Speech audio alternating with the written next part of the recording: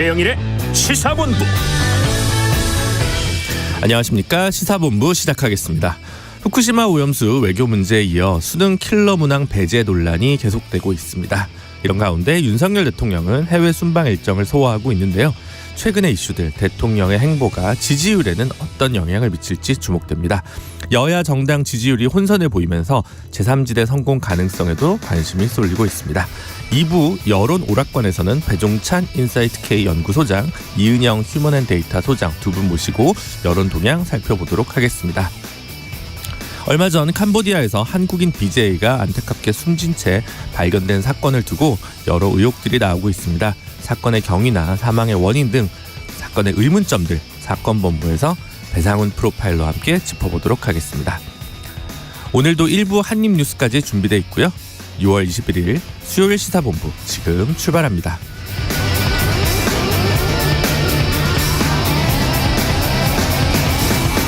저는 최영일 평론가 대신 진행을 맡고 있는 김준우입니다. 1부의 마지막 들을 노래 디저트송 신청을 기다리겠습니다. 오늘 듣고 싶은 노래 있으시면 문자 샵 9730으로 부탁드립니다. 짧은 문자 50원, 긴 문자 100원의 정보 이용료가 부과됩니다. 디저트송으로 선발되신 분께는 치킨 쿠폰 보내드리니까요. 많은 참여 부탁드리겠습니다. KBS 1라디오의 모든 프로그램은 유튜브에서도 함께 하실 수 있습니다. 실시간 방송도 보실 수 있고요. 다양한 분야의 명품 컨텐츠도 마련되어 있습니다. KBS 1라디오 채널 구독과 좋아요, 댓글도 많이 부탁드립니다.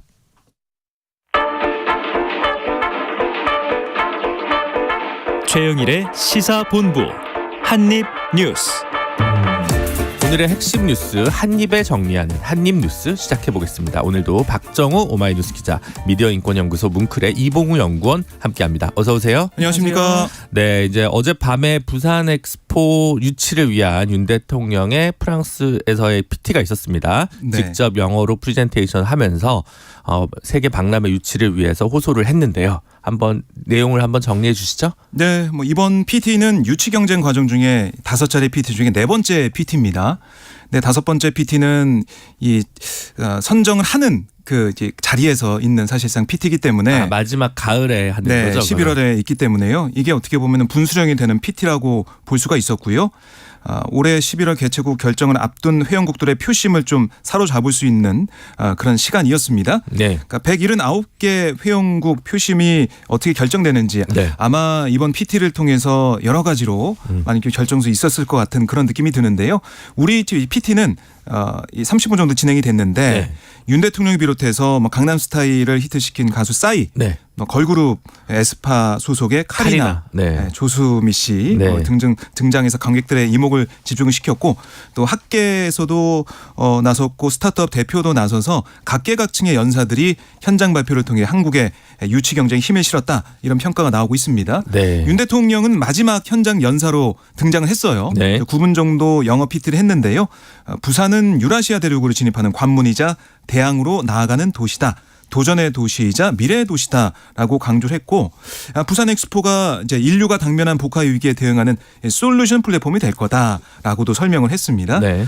여기다가 새로운 비즈니스 기회를 창출하는 만남의 장이 될 거고, 대한민국의 첨단 디지털 기술이 환상적인 교류의 공간을 제공할 거다라고도 설명을 했는데요.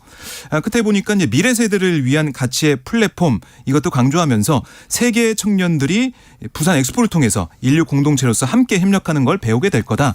이런 여러 가지 비전을 제시하기도 했습니다. 네. 그러니까 지금 근데 우리나라랑 어제 말씀해 주신 게 이제 사우디. 네. 그리고 이탈리아까지 이제 세 팀이 경쟁을 한 거죠. 네, 그렇습니다. 각 도시는 조금씩 다른 전략으로 접근했을 것 같은데. 그렇습니다. 일단 우리나라의 네. 전략은 역시 세계적으로 큰 인기를 끌고 있는 한류 네. 문화에 대한 강조점이 좀 돋보였고요. 네. 그와 동시에 역시 한국의 강점이라고 할 수 있는 디지털 기술.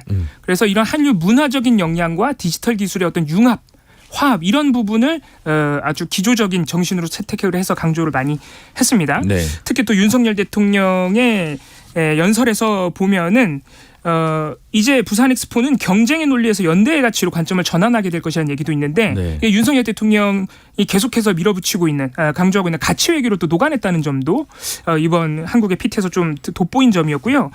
한국의 이제 강력한 경쟁 상대로 지목되고 있는 사우디아라비아 리야드 같은 경우에는 네. 일단 오일 달러를 앞세운 거대한 인프라 시설들을 이 발표 과정에서 많이 보여줬습니다. 그리고 탄소 네거티브 친환경 엑스포를 구현하겠다라는 약속도 역시 돋보였어요. 그래서 거의 대부분의 에너지를 친환경 에너지, 특히 태양열 에너지, 아무래도 더운 지역이다 보니까 네.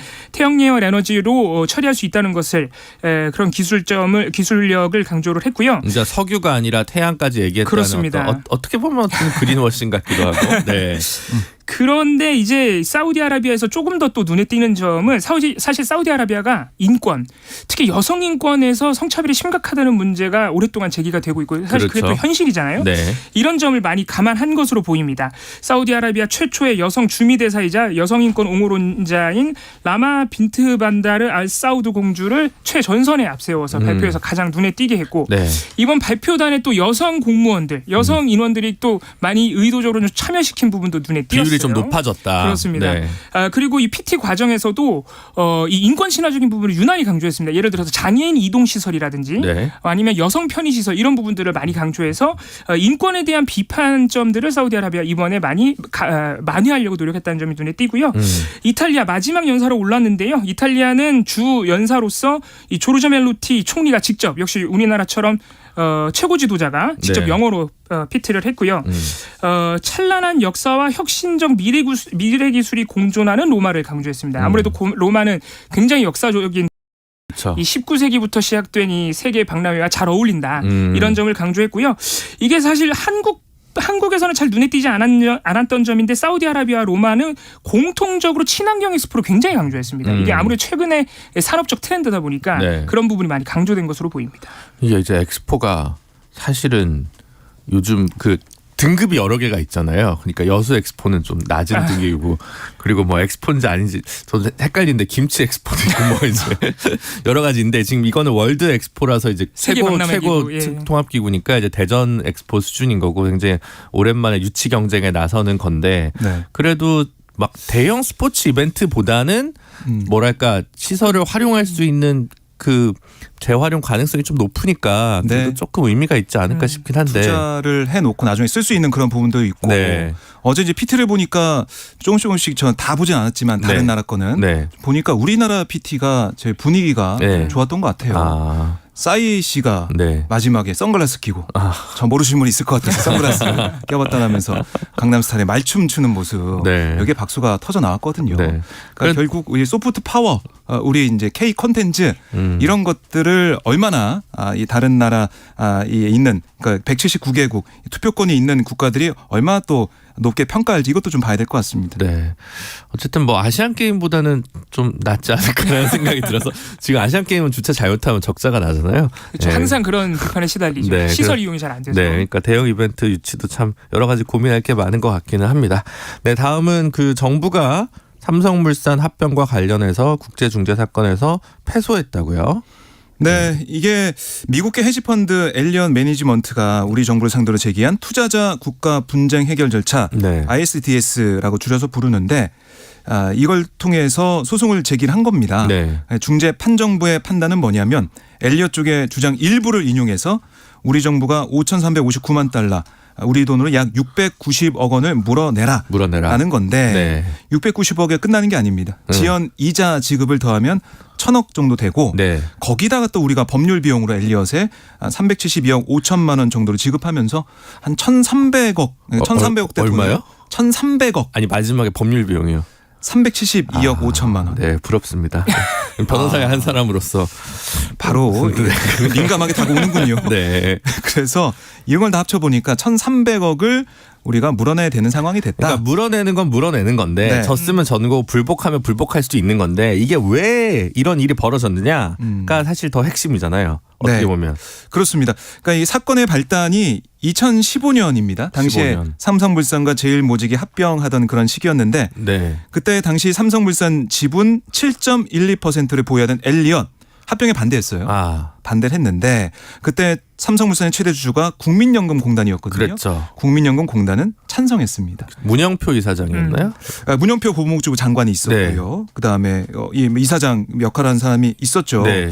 그래서 어쨌든 이게 엘리엇이 반대했는데 합병이 되다 보니까 엘리엇은 많이 화가 났어요. 왜냐?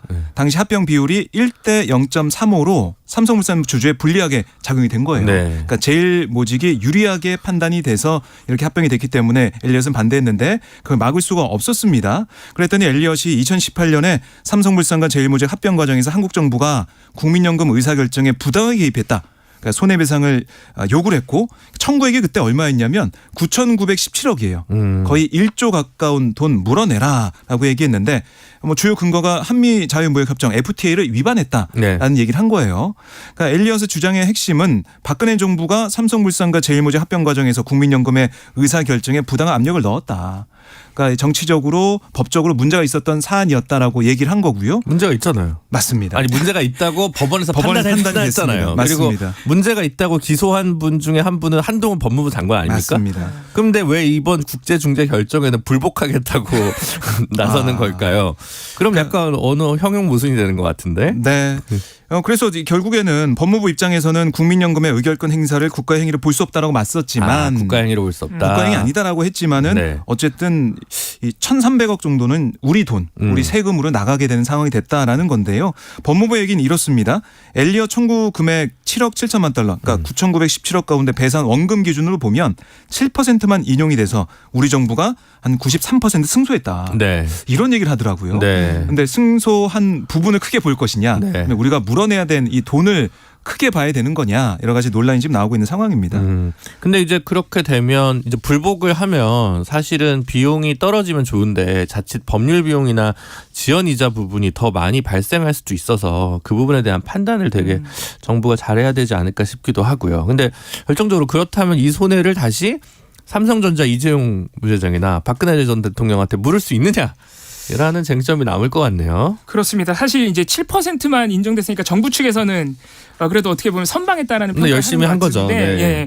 문제는 그 7%라도 인정된 부분이 아까 변호사님 말씀하신 대로 좀 치명적인 거예요. 우리 법원마저 인정을 해버린 어떻게 보면 편법 승계. 네. 그 과정에서 심지어는 박근혜 전 대통령도 연루가 된 뇌물 같은 사건. 직권남용. 이런 것들이 사실 우리 법원에서도 인정이 돼서 혹시라도 이 국제중재재판소마저 그걸 다 인정해 준 거 아니냐. 그러니까 어쨌든 7%라도 배상액이 나온 것 아니냐 이런 걱정이 되는 것이죠. 사실 이게 판결문을 완전히 공개한 상태가 아니라서 네. 구체적으로 이 국제중재재판소가 어떤 부분을 인정했는지 사실 지금은 정확하게는 알 수 없는 상황인데 그러면 또 그 당시에 엘리엇 말고 삼성 물산의 소액 주주들이 또 들고 돌아서 집단 소송을 할 것인가 말 것인가 이 부분도 그렇습니다. 앞으로 살펴볼 필요가 있겠네요. 그 말씀하신 그런 부분 때문에 빨리 정부가 판결문을 다 공개해라. 지금 네. 이런 비슷한 국제 중재 사건마다 사실 판결문을 다 공개하지도 않을 뿐더러 공개를 해도 자꾸 익명 처리를 해서 주요 책임자들을 맞습니다. 익명 처리를 해가지고 말씀하신 대로 좀 책임을 묻고자 하는 피해를 주장하는 분들이 어떤 절차도 할 수 없는 게 좀 어렵지 않느냐 이런 지적도 나오고요. 또 말씀하신 대로 결정적으로는 어쨌든 이재용 삼성전자 회장의 네. 편법 승계 과정 때문에 이런 일이 벌어졌고 거기에는 또 박근혜 전 대통령도 연루가 되어 있으니 네. 결국은 두 사람에게 좀 구상권이라도 청구해야 하는 거 아니냐 법무부가. 네. 지금 이런 지적도 나오고는 있습니다만 현실성은 조금 어떻게 볼지 좀 가능성은 좀 낮아 보이고요. 저희 방송을 법무부에서 싫어하겠네요. 지금. 그리고 또 중재 이번에 결과에 대해서 불복한다는 게 지금 정부 입장이긴 한데 네. 이게 또 그 언론에 나온 전문가들 입장을 들어보니까 이거는 최종심이라서 또 불복 절차가 사실상 안 된다는 얘기도 있더라고요. 네. 그래서 정부가 이 부분도 한번 정확하게 따져서 좀 설명해줄 필요가 있어 보입니다. 어쨌든 이 국제중재 ISDS 관련 조항은 한미 FTA 마지막 체결 과정에서부터 이게 실질적으로 주권을 침해하거나 독소 조항이 될 수 있다는 우려가 되게 네. 많았고 실제로 사건들마다 정부가 패소하는 사례가 늘어나니까 사실 앞으로 간단치 않은 문제인 것 같습니다. 그러니까 이게 이제 1,300억 이 우리 혈세가 들어간 거 아니겠습니까? 네. 혈세를 들어가게 만든 그 이유가 뭐냐 따져서 구상권을 청구해야 된다. 이런 얘기가 앞으로 계속 나올 수밖에 없는 게 다시 한번 돌아가서 생각해 보면 제일모직 삼성물산 합병 이게 이제 이재용 회장 일가의 핵심 이익을 지켜준 게 아니냐 이런 얘기가 나올 수밖에 없는 게 제일모직 주식을 많이 가지고 있던 이재용 당시 이제 부회장이 어떻게 보면 삼성물산을 합병을 해야 삼성물산이 이제 삼성전자 또 주식을 갖고 있었기 때문에 네. 삼성물산 합병해서 자신이 최대 주주가 돼야지 삼성전자도 지배하니까 그때 이건희 전 회장이 이제 돌아가시게 되는 그런 상황에서 이 경영권 승계 과정에서 다 연관이 돼 있었단 말이죠. 그 정부와도 연관돼 있는 국민연금의 이 찬성. 이 합병 찬성을 하는 이 과정에도 유죄 판결받은 부분들이 있기 때문에 결국 이재용 부회장과 정부의 책임을 안 묻진 않을 수 없을 것이다. 네. 이런 지적이 나올 수밖에 없습니다. 네, 이것도 한번 지켜봐야 될 것 같은데 법무부의 고심이 깊을 것 같습니다. 네, 다음은 감사원 소식이네요. 감사원 전자문서 시스템에 등록된 보고서가 주심감사위원 결재 없이 승인 처리됐다는 의혹? 이게 뭔가요? 그러니까 이거는 뭐 앞서서 제기가 됐던 그런 의혹이죠. 그러니까 주신감사위원이 그러니까 네. 전현희 국민권익위원장 네. 관련 감사 보고서 네. 이거를 보지 않고 네. 결재도 안 했는데 네. 이게 사무처에서 처리가 돼가지고 나왔다 최종적으로. 시스템에서는 승인 처리가 됐다. 그렇습니다. 그것도 다른 것도 아니고 하필 전현희 권익위원장 네. 보고서 부분이 네. 그렇습니다. 그러니까 조은석 감사위원이 이걸 문제를 제기했고 지난 네. 12일 감사원 내부 게시판에 글을 올렸어요. 네. 그래서 문제가 돼 있는 상황이었는데 이제 오늘 한겨레 이제 보도를 보니까 현재 이제 감사원 전자문서 시스템상 전현희 위원장 관련 감사 보고서 진행 상태가 승인 상태인데, 네. 근데 이게 감사위원들이 확인하지 않은 그런 최종 보고서이고 유병호 사무총장과 사무처의 절차 위반을 이 조 위원이 주장하고 있는 상황이에요. 네. 근데 사무처는 어떤 얘기를 하고 있냐면 감사원 내부 규정을 들면서 감사 결과 시행에 있어서 주심위원회 권한을 인정하지 않고 있다라고 얘기하고 있고 사무총장의 결재만 있으면 보고서가 최종 확정되고 향후 절차에는 문제가 없는 것처럼 그렇게 얘기를 하고 있는데 그리고 주심위원회 열람 같은 경우도 단순히 수정안을 읽는 행위일 뿐이지 결재를 하는 건 아니다. 아하. 이렇게 반박을 하고 있단 말이죠. 네.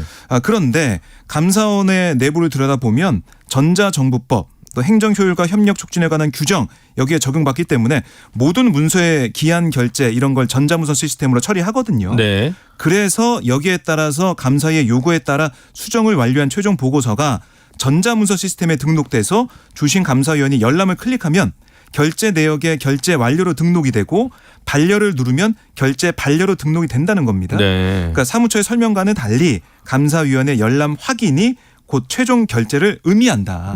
그런 효력을 가지고 있는 게 시스템이다라고 하고 있는 거죠. 이렇게 감사위원이랑 사무처가 싸우는 상황에서 시시비비를 좀 가려야 될 거 아닙니까? 그러면 이제 감사원 내부에서 뭔가 조치가 있을 것 같은데요? 그렇습니다. 일단 조치가 나오기는 했습니다. 네. 지난 20일에 이 최재 감사원장이 이 전현희 위원장 보고서 최종 보고서 관련 이 공방을 네. 사무처와 위원 간 공방을 자체 조사하라고 지시를 했다 그러는데 네.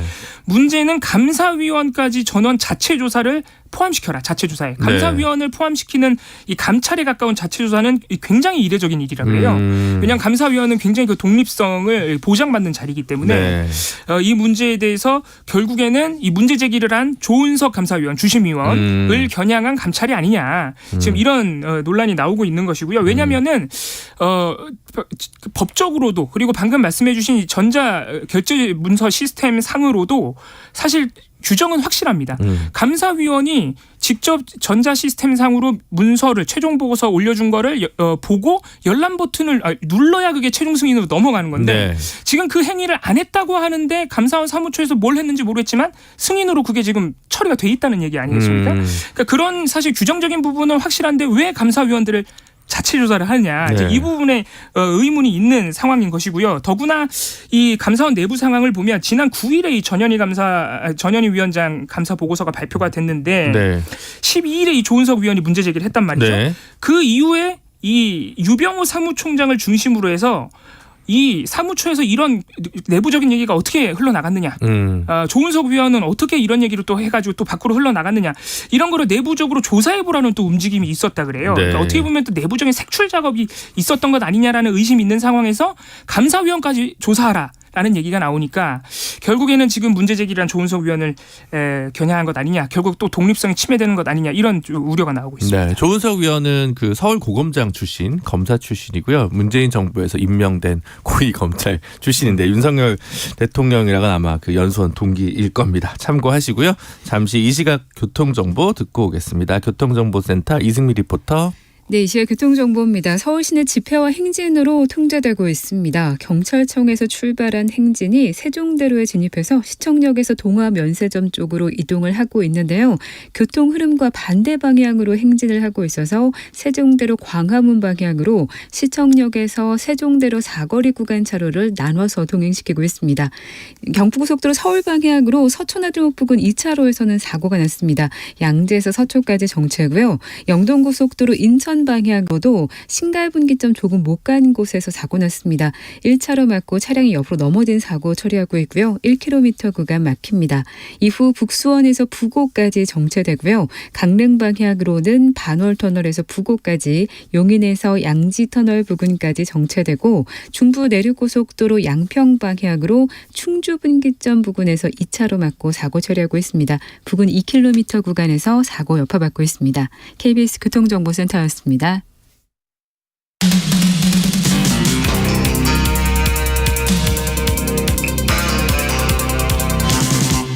최영일의 시사본부. 박정호 기자, 이봉우 연구원과 함께 한입뉴스 함께하고 있습니다. 일본 후쿠시마 이야기로 좀 넘어가 보죠. 후쿠시마 오염수 방류를 둘러싸고 일본에서 반대 집회가 개최됐다고요? 네, 그렇습니다. 어제 후쿠시마현 청사 주변으로 후쿠시마현 아파트에서 온 150여 명의 시민들이 이 방류에 반대하는 시위를 열었는데요. 네. 이 집회를 연 시민단체 이름이 뭐냐면 더 이상 바다를 더럽히지 말라 시민회의. 이런 단체가 주최를 했습니다.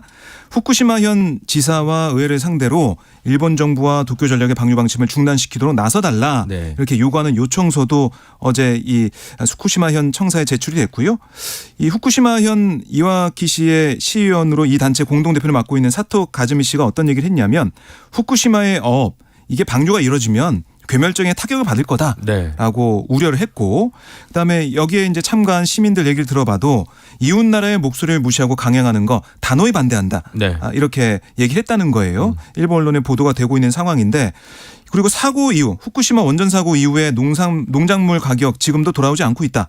그리고 오염수 방출 이외의 수단이 있을 거다. 이런 목소리가 나왔다는 겁니다. 네. 그러니까 지금 우리 어민들도 많은 걱정을 하고 있잖아요. 얼마 전에 집회도 했었죠. 몇천 명. 그렇습니다. 네. 집회에서 나왔던 얘기와 일본 또 시민들, 어민들의 얘기가 일맥상통하는 면이 있거든요. 네. 다른 방안이 있을 거다. 이런 얘기들, 그리고 이 괴멸적인 타격을 받는 이 어업의 이런 문제, 그 걱정들, 이런 게 계속 나오고 있는 상황인데, 이걸 좀 보면은 글쎄요, 일본 내부에서도 여기에 이제 반대하는 목소리가 없는 게 아니라 있다. 그러면은 이런 걱정을 하고 방류에 대해서 더 이상 더 이제 검증이 필요하다라고 얘기하고 있는 우리 이제 국내 여론, 네. 국내 이제 시민들도 연대할 수 있는 부분이 있는 게 아니냐, 이런 얘기도 나올 것 같습니다. 네.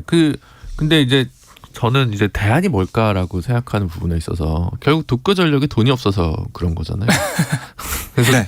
그래서 가끔 제가 방송에서 아니 우리가 한 1,000억이라도 내겠다고 좀 국제사회가 전부 돈을 내가지고 일본에 압박을 해야 되는 방안도 고려해야 되지 않냐라고 얘기를 했더니 같이 방송하시는 분들도 저 친구 왜 저러나라는 표정으로 이제 보시는데 좋은 생각인 것 같은데 국제적으로 한 번도 제안이 된 적이 없는 것 같네요. 근데 글로벌 중추국 가면 그런 정도의 외교적 대안을 가지고 나서는 게 뭐 G8로 갈 수 있는 길이 아닐까라는 생각이 드는데, 어쨌든 뭐 매일같이 정부는 브리핑을 하고 있는 상황이고, 근데 이제 원자력 학회에서 또 공개 토론을 제안했다고요? 굉장히 강경한 입장이 나왔습니다. 네. 한국 원자력학회가 어제 입장문을 냈는데, 우리 학회의 과학적 판단과 다른 주장을 하고 미디어를 통해서 그걸 전파하는 분들에게 공개 토론을 제안한다고 밝힌 거예요. 네. 그런데 이 학회가 말하는 우리의 입장과 다른 주장을 하는 사람들이란 어떤 사람들이냐면, 정치적 목적이나 개인적 영향력 과시를 위해서 과학적 사실을 공개적으로 왜곡하고 과도한 공포로 조장하는 사람들. 그래서 수산업계와 요식업계의 피해를 가중시키는 자해 행위를 하는 사람들이라고 굉장히 강하게 비판을 했습니다. 그러니까 지금 이분들 같은 경우는 후쿠시마 오염수의 나쁜 영향, 그렇습니다. 나쁜 가능성, 부정적 평가 가능성이 괴담이다라고 하는 입장에 계신 거네요. 그렇습니다. 원자력학회. 근데 사실 우리가 이제 과학자분들은 100% 얘기를 잘 안 하는데, 네. 어제 이 한국 원자력학회 입장은 굉장히 그 오염수가 안전하다는 점을 확언하고 있어요. 예를 몇 가지 이제 소개를 해드리면은, 네. 후쿠시마 원전 폭발 직후에 유출된 오염수나 지금 도쿄전력이 알프스를 통해서 처리하는 오염수나 모두 아무 문제가 없다. 워낙 방사능 농도가 낮기 때문에 우리 네. 수산물과 해역에 완전히 어떤 영향도 미치지 않을 것이다라고 얘기를 했고요. 네. 2011년 후쿠시마 사고 당시 많은 양의 고농도 방사성 오염수가 태평양으로 방출됐지만 희석 효과로 인해서 지금 12년이 지났는데도 한국 해역에는 의미 있는 관측 결과가 없다. 네. 그리고 알프스가 처리 못하는 삼중수소에 대해서도 지금 오염수에는 해양 방출 기준을 초과하는 건 맞지만 도쿄전력이 이 1,500베크렐로 희석해서 방출한다고 했기 때문에 네. 방류 영향 거의 없다라고 역시 확언을 했고요. 그리고 가장 이거 어떻게 보면은 이제 가장 우려가 많이 지적되는 부분인데 이 70% 가량의 오염수는 아직 처리가 안 되고 지금 보관돼 있다는 거잖아요. 네. 이거를 우리가 어떻게 믿느냐 앞으로 한 30년 이상 방류를 하는데 네. 이 부분에 대해서는 일본이 기준을 만족할 때까지 재처리하겠다고 했으니까 문제 삼을 이유가 없다라고 얘기했습니다. 사실 이 부분은 조금 우리가 사실 그 부분을 계속 의심하는 건데 그리고 최근에 또 이 70%의 보관 오염수에 대해서 또 어제 보도가 나온 게 있는데 네. 일본이 이 보관 오염수를 계속해서 필터를 거쳐서 네. 앞으로 처리하는 데 내보내겠다. 네. 그러니까 이 처리 오염수에 워낙 문제가 많이 제기되니까 그 자체에 대해서도 필터 처리를 하겠다는 입장을 밝혀왔었는데 알고 보니까 이 필터 처리를 2020년에 시험 삼아 한 번 해보고 한 번도 안 했대요.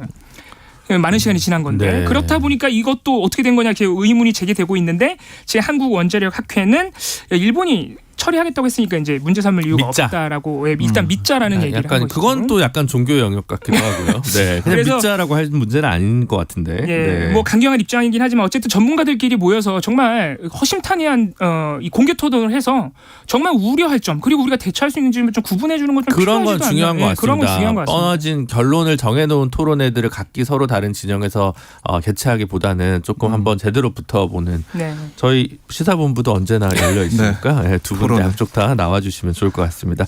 다음은 정부 소식으로 좀 넘어가 보죠. 지금 수능 킬러 문항 얘기는 이제 많이 했는데 그거 말고 이제 교육개혁의 윤석열 대통령 윤석열 정부의 교육개혁의 어떤 그 핵심이 뭐냐, 시그네처가 뭐냐, 그게 킬러 문항 배제냐 이런 비판이 있어서 그런지 지금 그 전부터 준비돼 있던 겁니다만 글로컬 대학 선정 소식이 좀 뉴스에 떴네요. 네. 이 글로컬 대학, 뭐 글로벌과 그 로컬이 합쳐진 건 단어라고 보시면 네. 되겠는데요. 현 정부의 교육개혁 공약 중에 하나입니다. 네. 그러니까 지금 보면 대학이 다 이제 어렵다고 하니까 대학 개혁을 위해서 한 개 이 학교당 총 5년간 1,000억 원 정도를 지원하고 네. 또 지방대 육성법에 따른 특성화 지방대학으로 지정해서 추가 지원을 하겠다. 더 밀어주겠다. 그렇습니다. 대규모 지원 사업이라고 볼 수가 있는데요. 핵심을 보면 대학 간의 경계를 허물자, 학과 간의 경계도 허물자, 또 지자체와 기업과의 연계를 통해서 더 나아가 국제교류를 통해서 학생도 유치하고 국제 경쟁력을 갖추도록 전폭 지원하겠다 이런 얘기인데요. 네. 2026년까지 30개 내외 대학을 글로컬 대학으로 지정을 하겠다라는 지정을 하겠다. 얘기를 했고 네. 뭐 어제 이제 발표가 있었습니다. 이 9월에 총 10개 내외 학교를 선정을 최종적으로 하는데 어제는 15개 기획서가 선정이 됐더라고요. 그러니까 지원서는 더 많았는데 네. 1차 통과한 게 15개다. 그렇습니다. 네. 총 108개 학교가 94개 혁신 기획서를 제출했는데 그중 15개 기획서가 선정이 됐고 네. 9월에 최종적으로 결정이 돼요. 이렇게 되면은 어떻게 보면 대학의 통폐합을 글로컬 대학으로 좀 대체하는 네. 그런 쪽으로 갈 수 있다라는 생각이 드는 상황이고요. 지금 뭐 부산대와 부산교대가 대학 간 통폐합한다. 그리고 뭐 울산대가 기업이나 연구소를 유치해서 네. 지정이 될 거다. 여러 가지 얘기가 나오고 있는데 다양한 형태, 경쟁력을 강화한 대학 교육을 해내겠다. 이런 정부의 방침이 서 있는 상황입니다. 그러니까 사실은 대학이 이제 서울에 있는 대학, 좋은 대학이라고 하는 대학들이 실제로 보면 국가 지원금도 많이 받아가잖아요. 그러니까 지방에 있는 대학을 좀 더 육성하기 위해서 지방에 있는 대학에 훨씬 더 많은 교육비를 투자하면 그 대학이 서로 가고 싶은 좋은 대학이 된다. 근데 예산에 한계가 있으니까 30개 정도로 정리를 하겠다. 다시 얘기하면 30개 안에 못 든 대학은 향후에 네. 학령 인구 감소로 인해서 살아남기 쉽진 않을 거다. 사실은 이게 이런 양가적인 의미를 담고 있는 부분 같은데 근데 그냥 듣기에 부산대와 부산교대가 합치는 게 혁신인가 뭐 이런 생각이 좀 들긴 하네. 제주대랑 제주교대가 옛날에 합쳤잖아요. 네. 뭐 이제 그거는 행정 효율화 정도의 의미는 있을 것 같은데 그래도 뭐 좀 눈여겨볼 만한 그런 것들이 있나요? 아니면 뭐 오히려 반발이 더 센가요? 어떤가요? 실제로 이번 글로컬 대학 지정에서 네. 이 대학 간 통폐합, 특히 지역 대학들 네. 대학 간 통폐합으로 지정된 사례가 꽤 있어요. 네. 지금 부산대, 부산교대 말씀해 주셨지만 네. 그렇게 되면서 지금 다른 학교들 사이에서도 통폐합 논의가 급속도로 진전이 되고 있는데 네. 그래서 어떻게 보면은 이 글로컬 대학이라는 게 국제 경쟁력을 갖출 수 있도록 여러 가지 시도를 해보자는 것인데 말씀하신 대로 이 통폐합 논의로 조금 초점이 맞춰지는 부분이 있다 보니까 네. 특히 지역 대학들의 교직원과 학생들은 좀 반발하고 있는 편입니다. 왜냐하면 대학 간 통폐합을 하면 아무래도 조직이 줄어드니까 뭐 구조조정도 따라올 수 있고 네. 당연히 학과가 많이 없어집니다. 네. 그렇다 보니까 지금 반발이 나오고 있는 상황인데 결국에는 이 글로컬 대학이라는 제도가 아까 울산대 말씀해 주셨는데 울산대 같은 경우에는 이 산업단지 기업의 산업단지 안에다가 대학 캠퍼스를 만들겠다는 보관으로 이번에 예비대학에 지적이 됐거든요. 네. 그러니까 이런 것들을 종합해 보면 결국에는 대학의 어떤 산업화, 시장화, 과도한 산업화에 대한 우려도 있는 부분이고 또 아무리 지금 지역 대학들이 남리탭에서 힘들다고 하지만 네. 너무 졸속으로 좀 통폐합을 유도해서 말씀하신 대로 결국에 30개만 제외하고 나머지는 좀 자연 소멸시키는 걸 정부가 유도하고 있는 것 아니냐, 좀 빠르게 이런 지금 우려도 나오고 있는 것이고요. 이런 방식으로 글로컬이라는 그 목표를 달성할 수 있느냐, 그러니까 국제 경쟁력과 동시에 네. 지역적인 특색을 함께 갖추는 것인데 지금 사실 지역 대학들은 교수들 월급도 좀 주기 어려운 상황이라 네. 과연 이게 1,000억 플러스 알파의 지원으로 하여금 대학의 근본적인 개혁과 생존을 도모할 수 있느냐. 결국에는 숨만 붙여주겠다는 식으로 이렇게 가버리면은 글로컬 대학이라는 목표도 좀 달성하기가 어렵지 않느냐. 이런 우려도 나오고 있습니다. 굉장히 어려운 난제죠. 문제죠. 네, 학령 인구는 급격히 감소하니까 유학생을 대거 받을 수 있는 환경으로 구축이 되든가. 근데 저는 이거 봤는데 제일 재밌는 게 강원대랑 강릉 원주대가 이제 통합을 추진한다고 신청한 것 같아요. 네. 강릉이랑 원주를 합치면 강원이잖아요, 원래. 강원이라는 게. 그렇습니다. 그래서 근데 강릉대랑 원주대랑 합쳐서 강릉 원주대가 되고 강원대는 이제 삼척대랑 합쳤던 건데 이제 이게 또 다 합칠 모양입니다. 그래서 뭐 어쨌든 통합이 좀 불가피한 부분도 있을 거고 지역 사회에서 우려하는 바도 되게 클 거고 한데 정부의 이 시도가 앞으로 우리 교육에 어떤 영향을 미칠지 지켜볼 일이 아닌가 싶습니다. 다음 서울 백병원 폐원과 관련해서 논란이 좀 많은 것 같습니다. 네, 지금 이제 폐원을 결정을 했습니다. 서울 백병원이 이게 서울 중심 도심인 중구에 있어요. 네. 중구 유일의 민간 종합병원이기도 한데 감염병 전담 병원이고 대학 병원입니다. 82년간 운영됐지만 어제 이사회에서 폐원 결정이 됐고, 그러니까 20년간 1,700억 이상의 적자가 쌓여 있었다. 네. 그래서 어쩔 수 없었다라는 폐원 이유를 밝히고 있어요. 뭐 그동안 2017년 276개 병상을 122개 줄이고 레전드와 전공이 안 받는 대신에 인턴 수련 병원을 전환하고 인건비 절감 노력도 하고 그렇게 했는데 안 됐다는 거예요. 네. 결국 경영 정상을 위해서 어쩔 수 없다라는 결론을 이사회가 내린 그런 상황입니다. 약간 뭐 직원들과 의사들도 반발하겠지만 서울시에서도 이렇게 되면 도심지에 너무 네. 큰 병원이 없어져가지고 응급 상황에서 문제가 생길 수 있을 것 같아서 뭔가 대응을 해야 될 것 같은데요. 그렇습니다. 그래서 사실 어제 폐원 결정 전에 보건소도 좀 호소하는 공문을 직접 보냈어요. 의료기관으로 남아달라. 네. 하지만 폐원 결정이 됐고 일단 서울시는 나선 상황입니다. 백병원이 혹시라도 매각이 되더라도 의료시설로만 쓸 수 있게 네. 도시계획시설로 아예 지정하는 방안을 지금 추진 중이라 그래요. 그래서 특히 지금 서울 북부 지역의 응급의료 서비스가 부족할 것으로 굉장히 우려가 되고 있기 때문에 이 백병원 부지가 만약에 이번에 인재학원에 팔더라도 의료 시설로만 쓸 수 있도록 서울시는 지금 방법을 강구하고 있습니다. 이게 이제 충무로에 있던 중대병원이 중앙대 앞으로 가고 이대 동대문 병원 폐원하고 이렇게 되면서 그렇습니다. 도심 지역에 좀 큰 병원이 사라지는 게 문제라고 생각할 수 있을 것 같습니다. 네, 오늘은 여기까지 하시죠. 지금까지 박정호 기자, 이봉우 연구원과 함께 한입뉴스 함께했습니다. 두 분 감사합니다. 고맙습니다. 감사합니다. 네, 1부 오늘의 디저트송은요 7776님이 선정되셨습니다. 힘을 모아 부산 엑스포도 유치하고 여러모로 어려운 시기 자치 잘 헤쳐나갔으면 좋겠다라고 남겨주셨네요. 7776님이 신청해 주신 전인권의 걱정 말아요 그대 틀어드리고요. 2부로 저는 다시 돌아오도록 하겠습니다.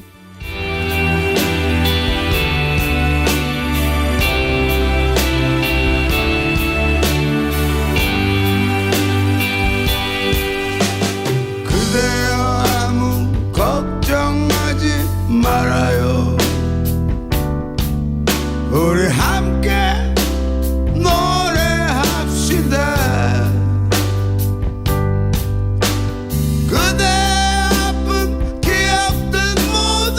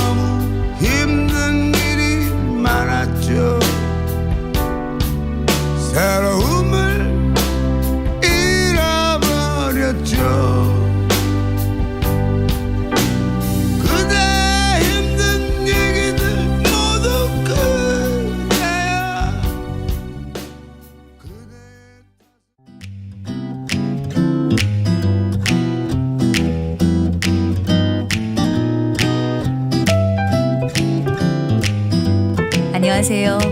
바른말 고운말입니다. 우리말 속담에 온유월 병아리 하룻볕 쬐기가 무섭다가 있습니다. 음력 온유월에는 하룻볕이라도 쬐면 동식물이 부쩍부쩍 자란다는 뜻인데요. 짧은 시간 안에 자라는 정도가 아주 뚜렷함을 비유적으로 이르는 말입니다. 이와 같은 뜻의 속담으로는 온유월 볕 하루만 더 쬐어도 낫다, 또는 온유월 하룻볕도 무섭다 같은 것이 있습니다. 이같이 짧은 시간이나 짧은 동안을 뜻하는 우리말 부사로 하루아침과 하루저녁이 있습니다. 하루아침은 주로 하루아침에의 형태로 쓰여서 갑작스러울 정도의 짧은 시간을 뜻하지요. 그는 그 사건으로 하루아침에 유명해졌다, 또는 그러한 결과는 하루아침에 이루어진 것이 아니야, 이렇게 말할 수 있습니다. 또 하루저녁 역시 하루저녁에의 형태로 쓰여서 어느 날 갑자기 또는 짧은 동안에를 뜻합니다. 그의 사업은 하루저녁에 망해버렸다. 이 금메달은 하루저녁에 얻어진 결과가 아니다, 이렇게 표현할 수 있습니다. 그리고 한자 성어 가운데 탄지지간이란 말이 있는데요. 이것은 손가락을 튕길 사이라는 뜻으로 아주 짧은 동안을 이르는 말입니다. 불교에서 사용하는 비슷한 표현인 탄지경은 역시 손가락을 튕길 동안에 아주 짧은 시간을 의미합니다. 바른말 고운말, 아나운서 변희영이었습니다.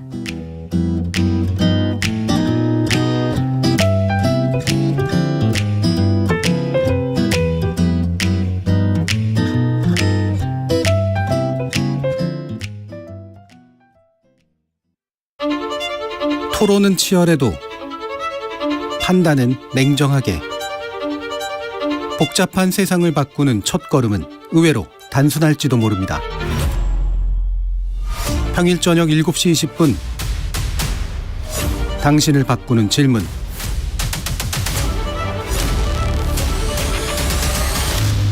KBS 열린 토론.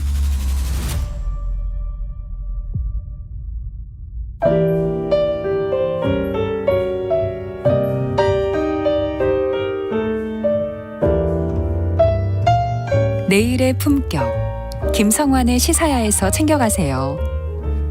하루를 마무리하는 시간 꺼내보는 당신의 지식 창고, KBS 일라디오 김성환의 시사야.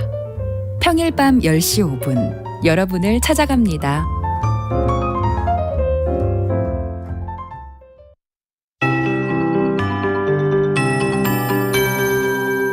KBS 58분 날씨. 1년 중 낮이 가장 길다는 절기 하지인 오늘은 하늘이 흐려서 더위가 주춤하겠습니다. 아직 일부 지역에 약한 비가 오거나 빗방울이 떨어지고 있고요. 오후에서 밤 사이에 대부분 그치겠습니다. 비가 그쳐도 하늘이 개지 못하고 종일 흐린 곳이 많겠습니다. 또 대기 중에 습도가 높아지면서 옅은 안개가 낀 곳이 많고 남해안과 서해안, 제주도 해안은 바다 안개가 유입되면서 아직 가시거리가 짧은 상태입니다. 특히 강원 산지는 낮은 구름대의 영향으로 매우 짙은 안개가 껴서 가시거리가 200m 미만으로 무척 짧은 지역도 있어 교통안전에 주의하셔야겠습니다. 오늘 낮 기온은 서울과 광주, 부산 26도, 강릉 24도, 대전 27도, 대구 29도 등으로 어제보다 1도에서 5도 정도 낮겠습니다. 내일은 다시 하늘이 맑아지겠지만 대기가 불안정해서 오전부터 저녁 사이에 서울 등 중부 내륙과 강원 북부 내륙에 5에서 40mm 정도의 소나기가 내릴 전망입니다. 곳에 따라서 돌풍과 천둥, 번개가 동반되기도 하겠습니다. 한편 장마전선은 지금 제주도 남쪽 먼바다에 머물고 있는데요. 일요일쯤 장마전선이 북상해 제주도부터 장마가 시작될 전망입니다. 현재 서울의 기온은 21.1도입니다. 송소진입니다.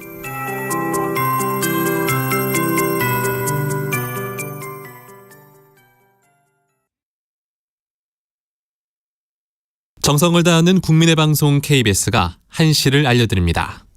AM 711kHz, FM 97.3MHz, KBS 일라디오입니다. HLKA.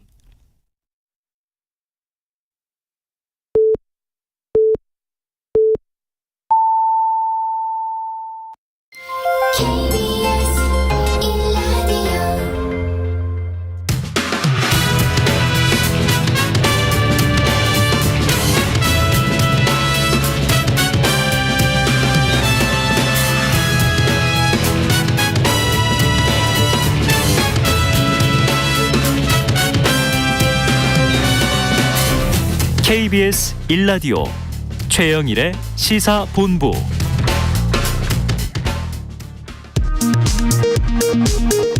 이 시각 라디오 정보센터 뉴스입니다. 수능 초고난도 문제, 이른바 킬러 문항 배제 방침을 두고 여야 공방이 계속되고 있습니다. 민주당은 대통령이 대한민국 교육의 최대 리스크라고 비판했고, 국민의힘은 공정한 경쟁을 위해 사교육 이권 카르텔을 혁파해야 한다고 맞섰습니다. 2015년 삼성물산과 제일모직 합병 당시 한국 정부의 부당한 개입으로 손해를 봤다며 미국계 사모펀드가 제기한 국제 중재 소송에서 우리 정부가 이자와 법률 비용까지 1,300억 원 가량을 배상을 하는 국제 상설 중재 재판소의 판결이 나왔습니다. 지난달 노조 탄압 중단을 요구하며 분신에 숨진 건설노조 간부 양회동 씨의 발인이 사망 50일 만에 엄수됐습니다. KBS는 방송통신위원회에 TV 수신료 분리징수 추진과 관련해 방송법 시행령 개정 절차를 정지해달라는 취지의 가처분을 오늘 헌법재판소에 신청할 예정이라고 밝혔습니다. 지금까지 라디오 정보센터 조진주였습니다.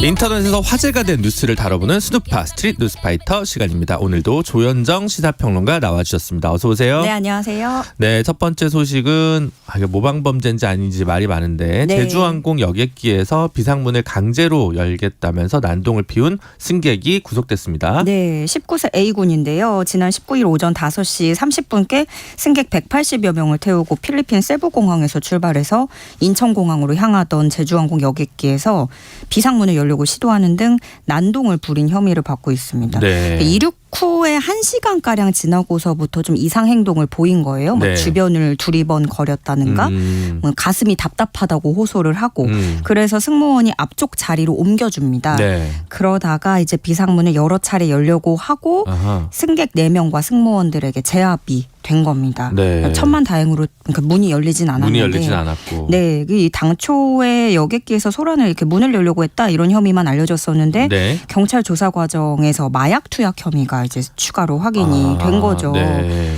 지금 알려진 얘기도 굉장히 이게 횡설수설해요. 조사에서 뭐 본인이 여객기에 구명조끼가 몇 개 있었냐라고 물어보거나 비상문을 열면 승무원들 다 해고되는 거냐 이런 질문도 했다고 하고요. 네. 또 나중에는 대한민국 권력층에게서 공격을 받는 느낌이었다. 네. 이렇게 뭐 횡설수설하는 모습이었습니다. 네. 이게 이걸 참 네. 네. 문제네요. 이걸 보고 네. 경찰이 간이시약 검사를 한 거죠. 네. 거기서 양성 반응이 나왔습니다. 일단 구속영장에 향정 혐의를 추가를 하고 네. 국과수의 정밀 검사 결과를 이제 기다려 봐야 되는데요. 네. 그 아시아나 사태가 있었잖아요. 네, 얼마 전에 있었으니까요. 네, 그래서 이게 또 모방 범죄냐 아니냐에 대해서는 전문가들도 좀 말을 아끼고 있는 모습인데, 그래서 이제 좌석 배치, 뭐 비상구 근처에 문은 팔지 않는다, 뭐 네. 이런 개선책도 나오고는 있는데 그보다는 좀 더 뭐 승무원의 배치를 어떻게 한다든가 이렇게 안전 조치를 더 강화하고 뭐 처벌도 강화해야 된다는 목소리가 나오고 있습니다. 네, 일단 항공보안법 위반일 거고, 근데 네, 참 필리핀 근데 이게 필리핀에서 온 거잖아요. 네. 말하자면 10대가 부모님이랑 같이 안 오고 혼자 왔다 갔다 했던 거네요. 네, 그 고등학교를 중퇴를 하고 네. 본인이 거기서 체류를 조금 하다가 네, 혼자 온 걸로 알고 있습니다. 네, 네. 어쨌든 비슷한 사례가 별로 발생하지 않도록 뭔가 안전 조치가 강화돼야 되지 않을까 싶습니다. 네. 다음은 최근에 저도 이거 봤는데 먹튀 손님이라면서 CCTV를 공개하고 네. 하는 경우가 있는데 이게 또 오해였다는 경우가 여러 발생해서 네. 문제가 되고 있습니다. 지난달에 벌어진 일인데요. 온라인 커뮤니티에 이제 CCTV 영상을 점주분이 공개를 하셨어요. 네. 그래서 두 분이 가게 안에서 쳐다보는지 계속 두리번거리다가 쓱 사라졌다. 이건 명백히 고의성이 느껴진 행동이다. 라면서 그 안에 찍힌 남성 2명의 모습을 공개를 한 거죠. 네. 경찰까지 나서고 이제 조사를 했더니 사실은 먹튀가 아니었고 네. 계산을 다 했고 왜 이렇게 됐냐면 직원 실수로 다른 테이블 음식값이 계산이 돼서 이게 꼬여버린 거예요. 네. 그래서 식당 측에서는 뭐 사과 글을 당연히 올렸고 영상도 삭제를 했지만 네. 그 손님 두 분은 사실 낙인이 찍히게 된 거잖아요. 네, 그쵸. 예. 요즘은 근데 이제 식당뿐만이 아니라 택시 기사분들도 뭐 블랙박스 영상 같은 거 네. 많이 공개해서 저번에 뭐 지방까지 이제 뭐 28만 원을 안 내고 갔다, 네. 뭐 18만 원 그렇게 했다 이런 맞아요. 것도 예 그런 사건들도 있었는데 문제는 이제 억울하고 방법이 없어서 하셔도 공개를 하셔도 법적 분쟁에 휘말릴 수 있다는 점. 그렇죠. 네, 이건 변호사님 너무 잘 아시겠지만 개인정보보호법 네, 위반이나 그럼요. 명예훼손에 해당할 수 있는 거잖아요. 네, 그렇죠. 예, 그렇지만 그럼에도 불구하고 이제 업주들로서는 최후의 수단이다라는 반박도 분명히 있습니다. 그러니까 최후의 수단이 아닌데 제가 볼 때는 변호사님 보시기엔 아니 아니에요. 뭐 변호사고 아니고 전혀 상관없는 거예요. 네. 최후의 수단은 뭐냐면 선불하는 가격을 바꾸십시오. 지금 그 목소리가 나오고 있습니다. 네, 그 물론 그럼 논란이 될 게 없잖아요. 네, 이렇게 실제로 후불제로 식당을 많이 운영하는 나라가 뭐 별로 없다고도 네. 하고요. 예, 그래서 선불제로 가자라고 하는데 저는 사실 그 목소리 자체가 조금 씁쓸하고 예전에는 선불로 해도 다 아니 뭐 아유, 세계적인 후불로 해도. 맛집 맥도날드라든가 뭐 네. 스타벅스 이런 데가 선불제 아닙니까? 그 실제로 이 업주들도 이렇게 얘기하는 것도 또 일리가 있는 게 실제로 이렇게 CCTV를 공개하고 나서야 나중에 당사자들이 찾아와서 계산한 줄 알았습니다 하고 네. 또 돈 주고 그렇게 한 사례도 많다고 하는데 예전 같으면은 근데 이게 다 개별적인 개인적인 사안으로 갈등으로 끝난 일이잖아요. 네. 근데 CCTV 공개가 빈번해지면서 이제 사실은 아니었다라거나 이런 식으로 좀 부작용을 지적하는 목소리가 커지고 있습니다. 네, 어쨌든 뭐 앞으로 변화가 되지 않을까라는 외국에서는 그렇게 볼 것 같아요. 아니 뭘 믿고 밥을 줘? 아 근데 뭐 한국인들은 뭐 카페에다가 핸드폰이나 노트북 두고 가도 네. 이게 대한민국은 가능하다 이랬는데 예. 하지만 자전거는 훔쳐가고. 아쉽네요. 네. 알겠습니다. 다음 소식이네. 국내에서 친환경 소비 문화에 대한 인식이 크게 확산되고 있다라는 내용이네요. 네, 혹시 변호사님께서는 네. 친환경적인 소비 뭐 어떤 거 하고 계신 거 있을까요? 아니 지금 제가 옆에 일회용 테이크아웃 네. 커피를 들고 있는데 제가 뭐 거기서 얼마나 도덕적 명분이 있을지 모르겠습니다만 네. 한 10몇 년 전에 지인들과 네. 친환경 의류를 생산하는 사회적 기업을 너무 일찍 만들었다가 네. 회사가 문 닫은 일이 있었어요. 네. 시대를 너무 앞서 나가신 것 같아서 그러니까요. 요즘에 만약에 다시 차리시면 좀 될 것 같은 게 이런 조사 결과가 나왔습니다. 20일 한국소비자원이 지난 4월 전국 20대에서 60대 성인 남녀 1000명을 대상으로 설문조사를 했더니 10명 중에 9명이 친환경 제품을 구입할 의사가 있다라고 답했습니다. 전년도에 비해서 8.4%포인트 높아지기도 했고 그중에서 눈여겨볼 만한 게 이게 전체 응답자의 86.4%, 또 친환경 제품 구매 의향이 있다고 답한 사람의 95.3%는 일반 제품보다 가격이 좀 더 비싸더라도 친환경 제품을 구입하겠다라고 밝힌 겁니다. 어느 정도 더 낼 수 있냐? 한 5에서 10% 사이 정도 선뜻 더 낼 수 있겠다라고 답을 했습니다. 좀 많은 인식이 좀 많이 바뀌어. 근데 의향은 있는데 실천하기가 쉽지가 않더라고요. 막상 항상 또 최저가를 검색하는 제 입장에서는 또 그럴 수도 있죠. 특히 사람이. 이제 뭐 예를 들어 베이비 페어 갔을 때 육아용품 보면 저건 오가닉이야? 근데 오가닉 너무 비싸요. 근데 저의 가처분 소득은 그렇잖아요. 이 설문조사도 5에서 10% 정도는 추가 지불 가능한데 현실은 그 프리미엄 차이가 좀 나니까. 맞아요. 그래도 이제 갈수록 그런 다양한 소비자가 선택할 수 있는 옵션 뭐 이런 것들이 늘어나는 건 좋은 것 같고 시장이 커지는 것도 맞는 거겠죠. 네, 그렇게 뭐 프리미엄이나 뭐 다른 제품들이 나오는 것도 있겠지만 뭐 스크럽 제품을 안 쓴다든가 뭐 이런 다양한 방식이 있으니까요. 또 기업들 같은 경우에 요즘에 친환경 활동을 늘려가는데 대형마트에서 종이 영수증 대신에 모바일 영수증 또 많이 쓰는 곳들이 있잖아요. 한 대형마트에서 2017년부터 모바일 영수증으로 절감하기 시작했더니 이때 영수증의 양을 줄인 게 2억 8천만 장에 이른다고 합니다. 이런 식으로도 또 방법이 있고. 그렇죠. 사실은 또 현금 없는 캐시레스 매장들도 늘어나고 있잖아요. 어떻게 보면 동전을 만드는 것도 환경이 낭비다 이렇게 생각할 수도 있는 문제인데 모바일로 다 넘어가면 근데 현금을 폐지하자 그러면 어둠의 세력이 좀 싫어하시는 것 같더라고요. 어둠의 세력도 있지만 또 그 곤란해하시는 노년층들도 또 계시고. 디지털 네. 장벽이 있기 때문에 북유럽에서도 동전 없는 사회를 조금 늦추고 있는 것 네. 같기는 합니다. 그런데 어쨌든 앞으로 우리 미래가 인류가 가야 될 길이 먼 것 같아요. 과연 지구가 기다려줄지 같이 지켜보시죠. 네, 다음은 안타까운 소식이네요. 타이타닉 잔해를 구경하던 잠수함이 실종됐다고요? 네, 그 현지 시간으로 지난 18일 캐나다에서 출발한 관광용 잠수정이 실종됐습니다. 그래서 뭐 외신에서도 타이타닉의 저주다, 억만장자가 사라졌다, 뭐 이런 식으로 보도를 하고 있는데. 이 잠수정이 미국 해저 탐사 업체가 만든 관광용이에요. 네. 정원 5명 들어가고 5명? 네. 그 혹시나 비상 상황을 대비해서 나흘치 비상산소 공급 장치를 갖췄습니다. 네. 그리고 이게 캐나다 세인트 존스를 출발해서 해저 4,000m 지점에 있는 타이타닉 호의 잔해를 구경하고 네. 돌아오는 8일간의 여행 상품입니다. 해저 4,000m면 잘 안 보일 것 같은데 밖이. 그렇다는 얘기가 또 있더라고요. 네. 뭐 가본 사람이 워낙 드무니까. 네. 그렇죠. 네. 근데 이게 참가비가 1인당 3억 2천만 원 선이에요. 3억 2천이요? 네. 근데 이 정도 돈 주고 가서 저는 그게 되게 크고 안락할 줄 알았는데 네. 5명이 굉장히 따닥따닥 붙어서 좁은 공간에 있더라고요. 근데 잠수에 나선 지 1시간 45분 만에 지상과 교신이 끊어졌고 이 실종 지점이 미국 매사추세츠 케이프 코드에서 동쪽으로 약 1666km 떨어진 곳이라고 합니다. 정말 뭐 망망대해. 그렇겠네요. 예. 이 잠수정 안에 잠수정 이 해당 업체 여기 CEO와 민간 비행기 회사 회장을 포함한 그런 부자들 5명이 탑승을 해 있고. 그러니까 이 업체 사장도 여기 네. 탔다는 거예요? 네, 이 업체 회장도. 그래서 이 CEO도 그래서 억만장자들이 타 있고 다른 세상 얘기 같으니까 네.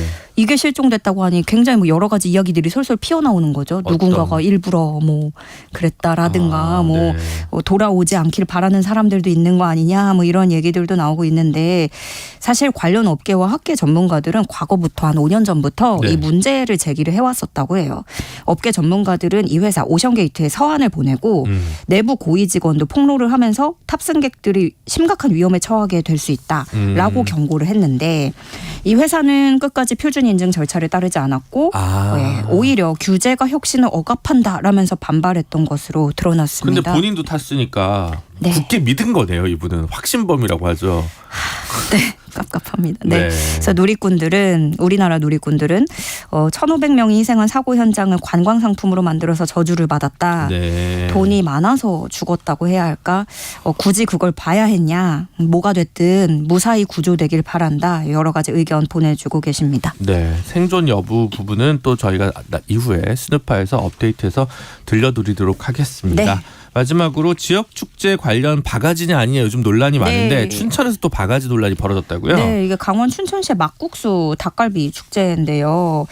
감자전 10cm만한 게 세 장에 25,000원이었다라고 이제 토로한 글이 올라온 건데 네. 사진을 보면은 정말 뭐 손바닥만한 크기 감자전 2인분이라고 하기에는 좀 어려운 양의 닭갈비가 네. 놓여져 있었습니다. 근데 논란이 일면서 이 조직위원회가 사실관계 파악에 나섰는데 추려서 보니까 닭갈비와 막국수를 현장에서 판매한 곳이 총 5곳으로 나온 거예요. 네. 근데 이제 한 곳은 위원회가 직접 운영을 했고 나머지 4곳은 외부에서 입주한 음식점이었는데 네. 얘기를 들어보니 사실 옛날 가격표를 사용을 해서 25,000원으로 기재가 됐을 뿐이지 실제로는 15,000원을 결제한 것이다라고 해명한 것으로 전해졌습니다. 그러니까 좀 올리셨을 때 영수증을 올리셨으면 더 좋았을 것 같았는데 어쨌든간 이제 계속 이런 얘기가 나온다는 건 그리고 이게 25,000원이냐 15,000원이냐 요거보다는 계속 좀 어떠한 그런 지역 축제에 가서 내가 당했다. 라든가 또 계속 반복되는 한탕주의에 대한 이런 불만 이런 것들에 대해서 계속 나오는 것 같고요. 결국에는 그 지역 축제라는 특성을 이해하고 좀 더 보다 업주들도 좀 장기적인 관점으로 가야 되는 것 같습니다. 근데 업체가 이거 장기적으로 운영하는 곳이 아니니까 네. 이렇게 하는 거잖아요. 네, 어쨌든 그게 그래서 이제 외부 업체를 얼마나 지역 업체를 얼마나 쓰느냐 뭐 요거에 대한 비율에 대해서도 지자체가 고민이 많이 있는 것 같고요. 네. 각 기초자치단체에서 얼마를 받고 할 게 아니냐, 이 지역의 경쟁력을 위해서 뭘 할 건지 고민이 필요할 것 같고 더 이상 다른 사람들이 고향의 쓴맛을 보지 않도록 네. 노력해 주시길 부탁드리겠습니다. 오늘 말씀 여기까지 듣겠습니다. 지금까지 조현정 시사평론가였습니다. 고맙습니다. 네, 고맙습니다. 최영일의 시사본부는 여러분과 함께합니다.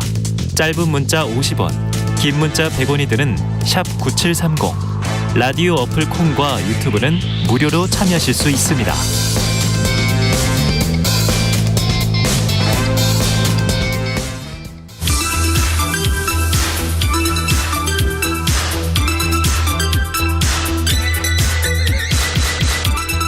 최근 여론 동향을 짚어보기 위해 최고의 여론 분석 전문가 두 분을 모셨습니다. 다시 돌아온 여론 오락관 몇 대 몇, 이은영 휴먼앤데이터 소장님, 그리고 배종찬 인사이트 K 연구소장님 나오셨습니다. 어서 오세요. 네, 안녕하세요. 안녕하십니까. 네, 일단 먼저 오늘 언급할 모든 여론조사는 중앙선거 여론조사심의위원회 홈페이지에서 확인할 수 있다는 거 미리 이제 공지 드리고요. 소장님. 네. 묵직한 소식이 있던데요.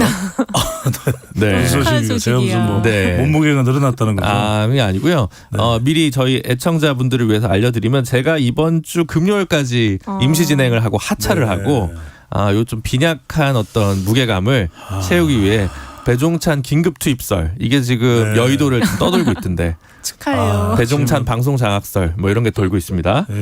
너무 아쉽네요. 아니 저는 뭐 김 괜찮습니다. 변호사님 목소리 너무 좋았는데. 배종찬 특보설 뭐 이런 거네요. 네. 어쨌든 뭐 그래서 다음 주는 확실히 배종찬 소장님이 하실 것 같으니까요. 다음 주 더 열심히 청취해 주시길 부탁드리겠습니다. 본론으로 돌아가죠. 이제 그 윤 대통령 지지율 관련된 부분입니다. 지금 또 여론조사 관련해 이제 조금 나뉘고 있는데 보통 기관마다 차이는 있지만 뭐 30% 후반, 40% 초반? 요 정도로 긍정평가가 박스권? 근데 이제 돼 있는 것 같습니다. 네. 근데 이제 내년 총선까지 바라보면서 이 지지율 이대로는 괜찮은 건지 어떤 건지. 일단은 제일 중요한 게요. 지지율은 이제 좀 낮을 수 있어요. 임기 초라도. 그런데 지금 중요한 게 이제 부정평가가 너무 높다는 거거든요. 네. 지금 부정평가 거의 60에 육박해서 넘어가는 것도 있고 ARS 조사에서는 그다음에 전화 면접 조사는 이제 한 58에서 뭐 60 사이 지금 나오고 있어서 그리고 이제 그 지금 이 리얼미터 조사가 12일에서 16일까지 5일간 2,510명 대상으로 조사를 했는데 네. 부정평가에서 매우 잘못한다는 평가가 49%나 되더라고요. 매우 잘못한다고요? 네, 그냥 잘못한다. 이게 9.0%에서 강도면에서 지금 매우 잘못한다라고 보는 층이 거의 절반에 가깝다. 네. 이건 진짜 심각한 거거든요. 긍정평가는 여기서 38.7% 네. 정도 나온 거죠. 네, 이게 리얼미터가 미디어 트리뷴 의뢰로 진행한 건데 그렇습니다. 그게 리얼미터가 지금 최근에 그래도 절대 수치로 봤을 때는 한국갤럽보다 조금 높게 나오지 않았나요? 그렇죠. 이제 뭐 자동응답 조사의 차이인가 뭐 특성일 수도 있고 네. 왜냐하면 이제 무응답 비율이 이제 전화 면접은 조사보다는 적은데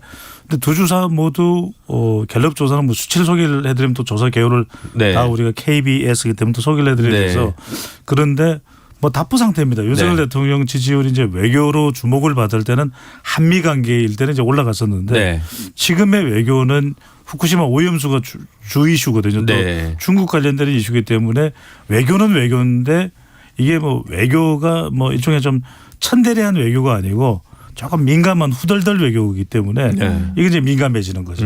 이럴 때는 지지율이 뭐 올라가기보다는 조금 정체되거나 조금 뭐 소폭 하락하는 그런 부정적인 영향이 더 있다 이렇게. 그러니까 언론에서 가장 많이 보도하는 정기 여론조사 중에서 리얼미터는 항상 전화 여론조사고 ARS 방식이고 그렇죠. 한국갤럽은 면접원이 직접 통화를 해서 하는 방식이고 그것 때문에 차이가 난다. 리얼미터 자료를 지난 그 4월부터 한번 6월까지 살펴보면 추세선을 보면요. 4월에서 5월까지는 조금씩 상승을 해서 한 40%대 초반까지 갔어요. 그러다가 6월 들어서 지금 2주 연속 하락했다가 지금 다시 이제 0.4%포인트 상승해서 38.7%. 그래서 이거를 지금 상승했다라고 보기는 좀 어렵고 거의 그냥 횡보를 하고 있다 이렇게 볼 수 있을 것 같습니다. 그러니까 이제 한미 뭐 G7 요거 그 컨벤션 효과가 끝난 다음에는 약간 좀 수그러들었다. 그렇죠. 이제 하락세의 원인이 됐던 게 그래도 뭐 후쿠시마 오염수였다고 봐야 돼. 근데 이 조사에는 뭐가 포함이 안 되냐면 최근에 대통령의 이 수능 관련되는 발언은 포함이 안 됐어요. 아직 그건 안 됐고. 그래서 그게 이제 좀 악재라면 대통령의 또 순방은 어떻게 또 긍정적인 영향을 미칠지 약간 이게 좀 맞닿아 있어서 어느 쪽이 더 큰 영향을 주느냐. 근데 이제 국내로 보면은 여야 가릴 것 없이 연령대 가릴 것 없이 더 큰 영향을 주는 것은 수능 관련되는 부분이거든요. 그러니까 이게 빨리 이번 주 내로 좀 일단락 되느냐. 이게 아니라 좀 더 길게 다음 주까지 간다. 그럼 이게 민감해지는 거죠. 이게 이제 수능하고 또 하나 포함이 안 된 게 이제 그 국민의힘의 황보승 의원의 공천 헌금 의혹이에요. 이것도 사실 진행 중인 사안이라고 볼 수가 있고 사실 지금 이제 프랑스 방문하시고 PT까지 하셨는데 이게 이제 현장에서 개최국이 선정이 되면 사실 이거는 제가 보기에 한 2~3% 포인트 상승할 수 있는 그런 이제 호재를 주는 이벤트라고 볼 수 있는데 이번에는 그거는 없더라고요. 없죠. 가을에 선정하니까. 그래서 이게 지금 외유 순방을 가셨어도 별로 지지율에 영향을 미치는 요소는 될 수 없다 이렇게 볼 수 있어요. 그럼 어쨌든 그동안은 계속 긍정적 요인이든 최근에는 부정적 요인이든 외교라는 키워드가 양쪽 사이드에서 1번을 차지했는데 배종찬 소장님 얘기는 이제 좀 수능 얘기, 그다음에 이은영 소장님 얘기, 대표님 얘기는 그 이벤트와 관련된 부분도 있지만 그 외에도 저기 황보승 위원이라든가 이런 여권의 악재 부분도 앞으로 좀 작동할 부분도 어떻게 반영될지 지켜봐야 되겠다. 근데 이제 따지고 보면은 황보승이 이 의원과 관련된 부분은 일단 본인도 탈당을 했고 일종의 이제 이 선을 좀 끊어내기 위해서 선 끊어내기 위해서 꼬리 끊기를 위해서 이제 탈당을 하고 다음 총선에 불출마 선언을 했잖아요. 이게 조금 더 희석될 수는 있을 것 같아요. 이걸 안 했다 그러면 그러니까 이제 대체로 우리 청취자분들 기억하실 때 데이터 분석을 해보면 뭔가 결론이 안 나고 오래 가면 되게 부정적이에요. 그런데 일단 사람들 내리 속에는 뭐가 안 좋고 상태가 안 좋은데 그래 탈당도 하고 불출마 안 되니까 이제 더 이상 이걸로 지속되질 않겠네. 이런 생각은 있는 거죠. 그렇다면 배종찬 소장님 보시기에 김남국, 윤관석, 이성만 불출마 선언도 같이 했어야 된다. 글쎄, 근데 불출마 선언을 하겠습니까? 왜냐하면은 김남국 의원도 억울하다고 생각할 테고 여하튼 간에 지지층 내에서도 그렇게 김남국 의원에게 메시지를 전달할 테고 이건 기다려봐야 되겠죠. 그리고 이제 또 하나는 이제 윤관석, 이성만 의원의 경우에는 만약 두 의원이 이 불출마한다고 선언할 경우에는 이게 돈봉투를 완전히 신을 해버리는 것이거든요. 그러면 이건 송영길 전 대표에게도 파장을 미칠 뿐만 아니라 앞으로 이설 수사에도 우리도 김준우 변호사가 또 법조인이니까 흐름을 알 거 아닙니까? 이게 상당히 더 큰 부담이 되거든요. 그래서라도 이야기를 못하는 이유가 되겠죠. 양쪽 다 지금 돈봉투 문제가 있는 거예요. 여당은 그 황보승 의원, 김연아 의원 등 해서 공천 헌금 의혹이 개인사 문제는 끊어냈을지 몰라도 이건 수사가 진행되는 상황이어서 돈봉투 문제가 있는 거예요. 이쪽은 대부분 지방선거 때 당협위원장으로서 이제 지지초의원 공천에 정치 자금을 수수했다는 의혹이고, 그리고 이쪽은 이제 당내 선거에서 돈봉투를 뿌렸다는 의혹, 두 가지가 있는 거죠. 참 어떻게 그럼 이제 수능 문제요. 수능 문제가 이제 앞으로 어떻게 불거질지가 이제 짧게 보면 요 몇 달이지만 길게 보면 이제 쉬운 수능이냐 어려운 수능이냐 가냐에 따라서 지금 이 그 학생들이 내년에 투표권에서 총선에서 분노의 투표를 할 수도 있거나 그럴 수 있지 않습니까? 맞습니다. 그러니까 수능 문제는 키워드니까 그렇게 쉽사리 잠자울 것 같지는 않다는 생각이 들더라고요. 맞습니다. 이게 이제 어떤 식으로 일단 이번 주가 굉장히 중요한 분수령이 될 것 같아요. 그러니까 이제 자칫 이게 방금 전에 김 앵커도 이야기했듯이 수도권, 왜냐하면 대부분의 주요 대학들이 수도권에 현실적으로 위치하고 있고 또 학생층이 20대, 30대, 학부모 연령대 50대 또 이게 또 진보 보수뿐만 아니라 전체를 다 망라하는 이슈거든요. 그러니까 상당히 포괄적으로 스윙보터까지 다 영향을 주기 때문에 내년 총선에 영향을 줄 수가 있다. 이 상태가 해결이 안 된다면. 근데 사안은 세 가지입니다. 짧게 요약을 해드리면 하나는 이제 대통령의 커뮤니케이션 부분. 이 발언을 왜 지금 시점에 했느냐고 보면 두 번째는 이제 아주 구체적으로 들어가서 킬러 문항과 관련된 부분. 킬러 문항이라는 것에 대해서는 정확하게 어떤 정리가 돼야 될지 하는 부분. 세 번째는 이제 사교육 관련되는 부분이에요. 이른바 일타 강사라고 해서 지금 거론되고 있는 양축이죠. 현우진, 이다지. 이런 상황까지 가야 되느냐. 근데 사교육은 하루아침에 해결 안 돼요. 이거는 학원이 그럼 내일 당장 문을 닫고 이런 상황으로 종로학원, 대성학원이 그렇게 되나요? 안 되는 거죠. 그러면 결과적으로 저는 이게 두 가지다. 하나는 이 킬러 문항에 대해서는 정확하게 그러면은 입장 정리를 해라.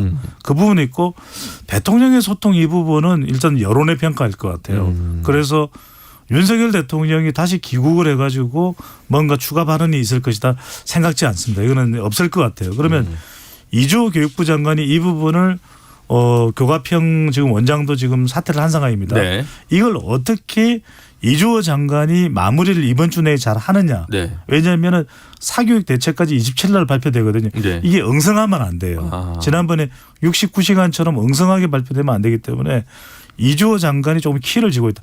여전히 뭐 대통령에 대한 이 커뮤니케이션 부분은 좀 부정적인 여진이 남긴 할 것 같아요. 이게 지금 정리를 잘 길게 해주셨는데 이게 프레임이 이제 변화가 되고 있어요. 네. 처음에는 이게 난이도 수능 난이도 문제로 처음에 이제 대통령이 얘기를 했는데 그게 어느 국면에서 이주호 교육부 총리가 이게 이제 난이도 문제가 아니다라고 이야기를 하면서 사교육비 경감과 공교육 정상화 문제로 이제 프레임이 옮겨갔거든요. 그런데 오늘 그 온라인 커뮤니티에 한 고3 수험생이 이거를 다 망라하는 글을 올린 거예요. 그래서 사교육비 경감은 이미 인터넷 강의를 통해서 그 문제는 그렇게 크지 않다. 네. 그리고 지금 말씀하신 킬러 문제도 이게 이제 이 학생이 지적한 게 뭐냐면 킬러 문제와 관련해서 그리고 비문학 그 독서 분야에 대한 그 문제와 관련해서 정부가 교육의 현장을 모르고 있다. 이렇게 지금 이야기를 했거든요. 네. 킬러 문항이 없앤다고 해서 없어지는 게 아니다. 준 킬러 문항이 다시 킬러 문항이 된다. 이렇게 얘기를 했기 때문에 이거는 대통령이 이 수능의 어떤 지금 현재 흐름을 파악하지 못한다라는 걸로 지금 프레임이 넘어가고 있어요. 그러면서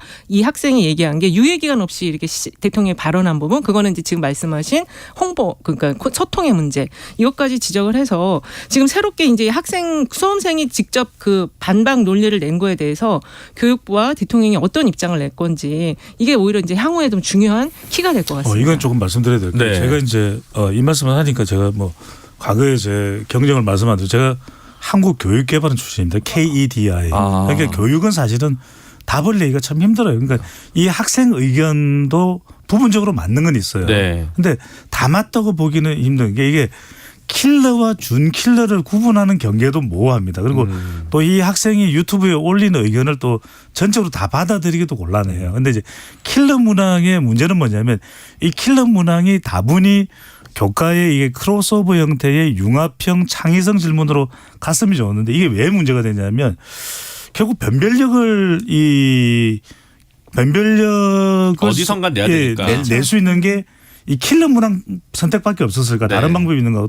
또 하나 문제가 되는 건 뭐냐면 형평성 문제죠. 이게 이제 뭐 대치동이든 포함을 내서 청담동이든 해서 이 킬러 문항만을 전문적으로 가르치는 데가 있어서 이게 이제 형평성 문제가 되는 것이거든요. 그것 때문에 사교육비가 많이 든다고 그래서 지적을 한 이제 거죠. 이게 만약에 이 문제가 이른바 이제 정답률이 한 10에서 15%가 되면 이 문제를 맞추는 학생들은 그렇죠. 일단 등급이 바뀌고 대학이 바뀌어요. 그러니까 이 부분을 지적하는 거기 때문에 이것도 좀 더 숙고하고 포함해서 문제 해결을 해야죠. 어쨌든 그 제가 볼 때는 그 G7까지 가던 외교 이제 루틴 이 다음에 하반기 국정 운영의 드라이브를 뭘로 걸 거냐 정부가 여기에 대해서 궁금했는데 갑자기 이거를 킬러 문항으로 이렇게 갖고 오니까 교육개혁으로 가나요? 아니 교육개혁으로 갈 수는 있는데 교육개혁의 시그네처가 킬러 문항 폐지였던 것 같지는 않은데 조금 예측 가능성 이외의 부분이 있는 것 같습니다. 킬러 문항은 지금도 계속 논란이 있잖아요. 네. 그래서 이거는 정리가 되게 어려운 걸 지금 건드렸다. 근데 이게 사실은 이제 2021년에도 2020년 수능이 상당히 그 출제됐던 킬러 문항이 문제가 되기도 했었어요. 네. 그래서 이제 2021년에 이 사교육 폐지 관련된 시민단체에서도 그렇고 정교조와 교총이 킬러 문항은 없애자는 공감대가 형성되기도 했었어요. 그렇죠. 그런데 이제 그걸 못하던 것이 교육과정평가원에서 이제 이번 달 모의고사에 이제 킬러 문항이 포함됐고 이제 비문항 문제가 이제 국어에서 사실 그게 뭐 문제가 어렵지도 않고 쉬웠다 이런 그 학생의 이제 문제 제기가 있으면서 사실은 그렇게 킬러 문항이었느냐 이런 게 있는데 저는 종합적으로 좀 판단해 볼 부분입니다. 네, 아직 6월 모평 결과가 나오지 않아서 각 문항의 정답률이 어떤지 실제로 킬러였는지 아닌지는 나중에 좀 판단해 보고요. 정부 얘기까지 하고 그러면 이제 그 뭐 커플링이든 디커플링이든 여야 그 양당의 어떤 지지율 문제 이것도 한번 좀 바라볼 필요가 있는데 총선 300일도 안 남았어요. 네. 근데 선거법은 안 바뀌고 있고 바꿔야 될 게 있는데 또 그런 상황에서 보는데 한국갤럽 보면 지난 13일부터 15일까지 1000명 대상 조사였는데 서울에서는 국민의힘이, 경기 인천에서는 민주당이 앞서고 있습니다. 네. 이런 영상 어떻게 좀 봐야 될까요? 근데 이제 전체적인 지지율을 봤을 때는 지난번 조사가 34 동률이었죠. 네, 동률이었거든요. 네. 그래서 아무래도 이제 서울에서 국민의힘이 조금 더 우위에 있는 거는 민주당의 그 서울의 의원들이 좀 선수가 많고 뭐랄까 활력이 좀 약간 약해요. 활동력이 좀 약한 감이 있어서 이제 그런 면이 좀 있는 것 같고 그다음에 부동산 문제가 여전히 좀 잔불씨가 남아 있는 네. 흐름도 있는 것 같습니다. 네. 그리고 경기는 이 인구 구성비를 볼 때 좀 젊은 세대들이 많이 구성이 돼 있거든요. 네. 그러다 보니까 민주당에 대한 좀 기대감 같은 게 아직 있어서 이런 양상인데 중요한 거는 이제 이 무당파층이 이 갤럽 조사에서는 거의 한 뭐 27에서 30 정도 나오니까 네, 이 많이 무당파층의 이동이 어떻게 될 것이냐가 가장 중요하겠죠. 네. 한편으로는 뭐 진영 대결 구도에서 지난 대선 결과 연장선상일 수도 있겠죠. 네. 대선에서 서울은 국힘이 앞섰고 네. 대선에서 경기도는 그래도 더불어민주당이 앞섰잖아요. 네, 지방선거도 좀 그렇죠. 그렇죠. 이제 네. 그 연장선상이 그대로 이어지고 있다. 그러니까 이제 더불어민주당의 과제는 그래도 직전 총선하고 비교를 해보면은 서울에서 많은 의석수를 지금 현재도 유지하고 있거든요. 그렇죠. 그걸 어떻게 방어하느냐가 이제 과제일 테고 한편으로는 이제 국민의힘은 경기도에서 지난 지방선거에서 상당히 선전하고 압승했거든요. 그걸 얼마나 이번 다가오는 총선에서도 의석수를 만들어내느냐 이게 이제 국민의힘의 과제가 된다고 봐야겠죠. 국민의 입장에서는 경기도는 물론 지방선거 졌고 도의회 선거는 비등비등했습니다만 그렇죠. 이 기존의 결과에 비하면 상당히 대폭적인 선전 약진한 거죠. 막 월드컵 3패하다가 16강 가는 그런 정도 수준이었는데 이제 이걸 어떻게 또 유지하느냐, 폼을 유지하느냐인데 양당 대표 좀 얘기해 볼게요. 그 같은 갤럽 조사에서 잘하고 있다. 이재명 대표 32%, 김기현 대표 27%였습니다. 29%. 네네. 그래서 이제 부정평가가 그 양당 대표 다 높아요. 57, 60 이렇게 나왔는데 사실 요거 한 문항으로 비교할 게 아니고 정당 지지도와 대표의 그 지지도를 연관시켜서 봐야 되거든요.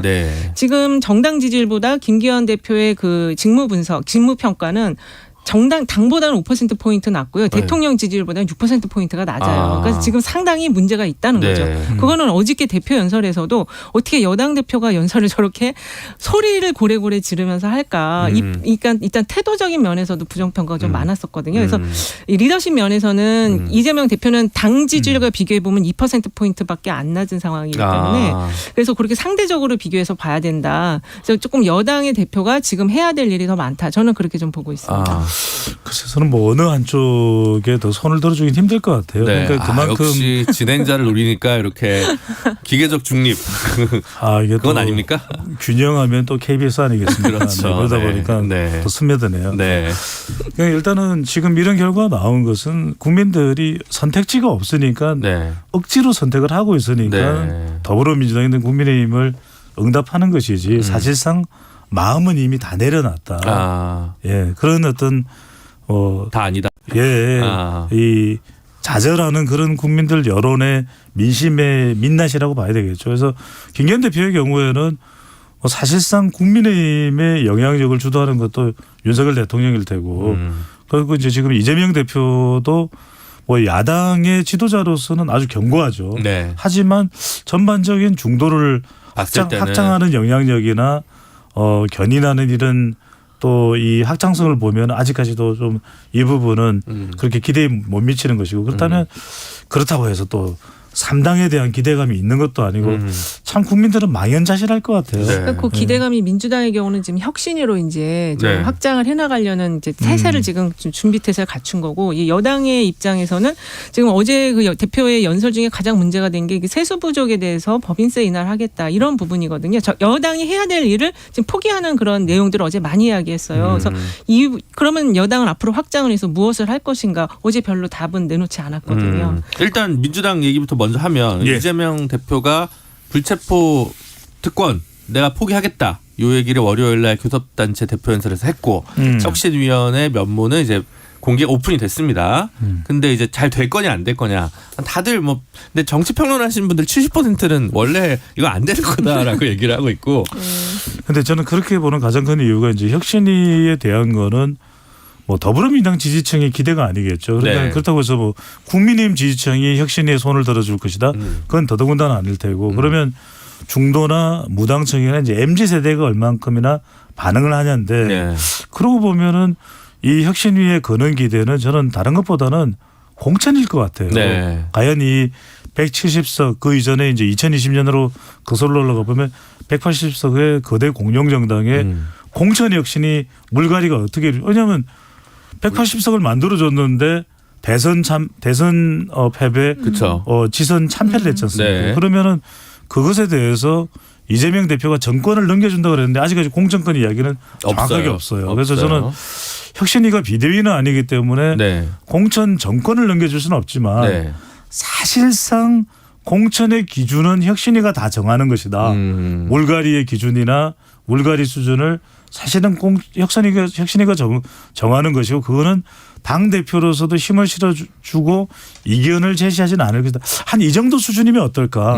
그 정도라면 저는 적어도 중도층에서도 파격 혁신이라고 하는 정도의 평가가 나올 수도 있지 않을까라는 생각이 드네요. 이게 이제 혁신위가 공천 룰을 다루기에는 이미 이제 민주당은 좀 시스템화된 공천 룰이 있어요. 현역 경선한다는 건가 5대5 기준으로 경선한다는 게 있기 때문에 세칙 부분만 좀 정리를 해야 되는데 세칙들은 또 이제 공관위에서 하는 역할이 있기 때문에 이번에 혁신위는 조금 더 큰 차원에서의 당내 민주주의를 교정하거나 수정하는 그런 역할을 좀 하지 않을까 싶어요. 근데 지금 서울 같은 경우는 국민의힘이 지지율상 여론조사상 앞서고 있고 근데 지난 총선 때 41대 8입니다. 민주당이 41석이고 초선이 거의 없어요.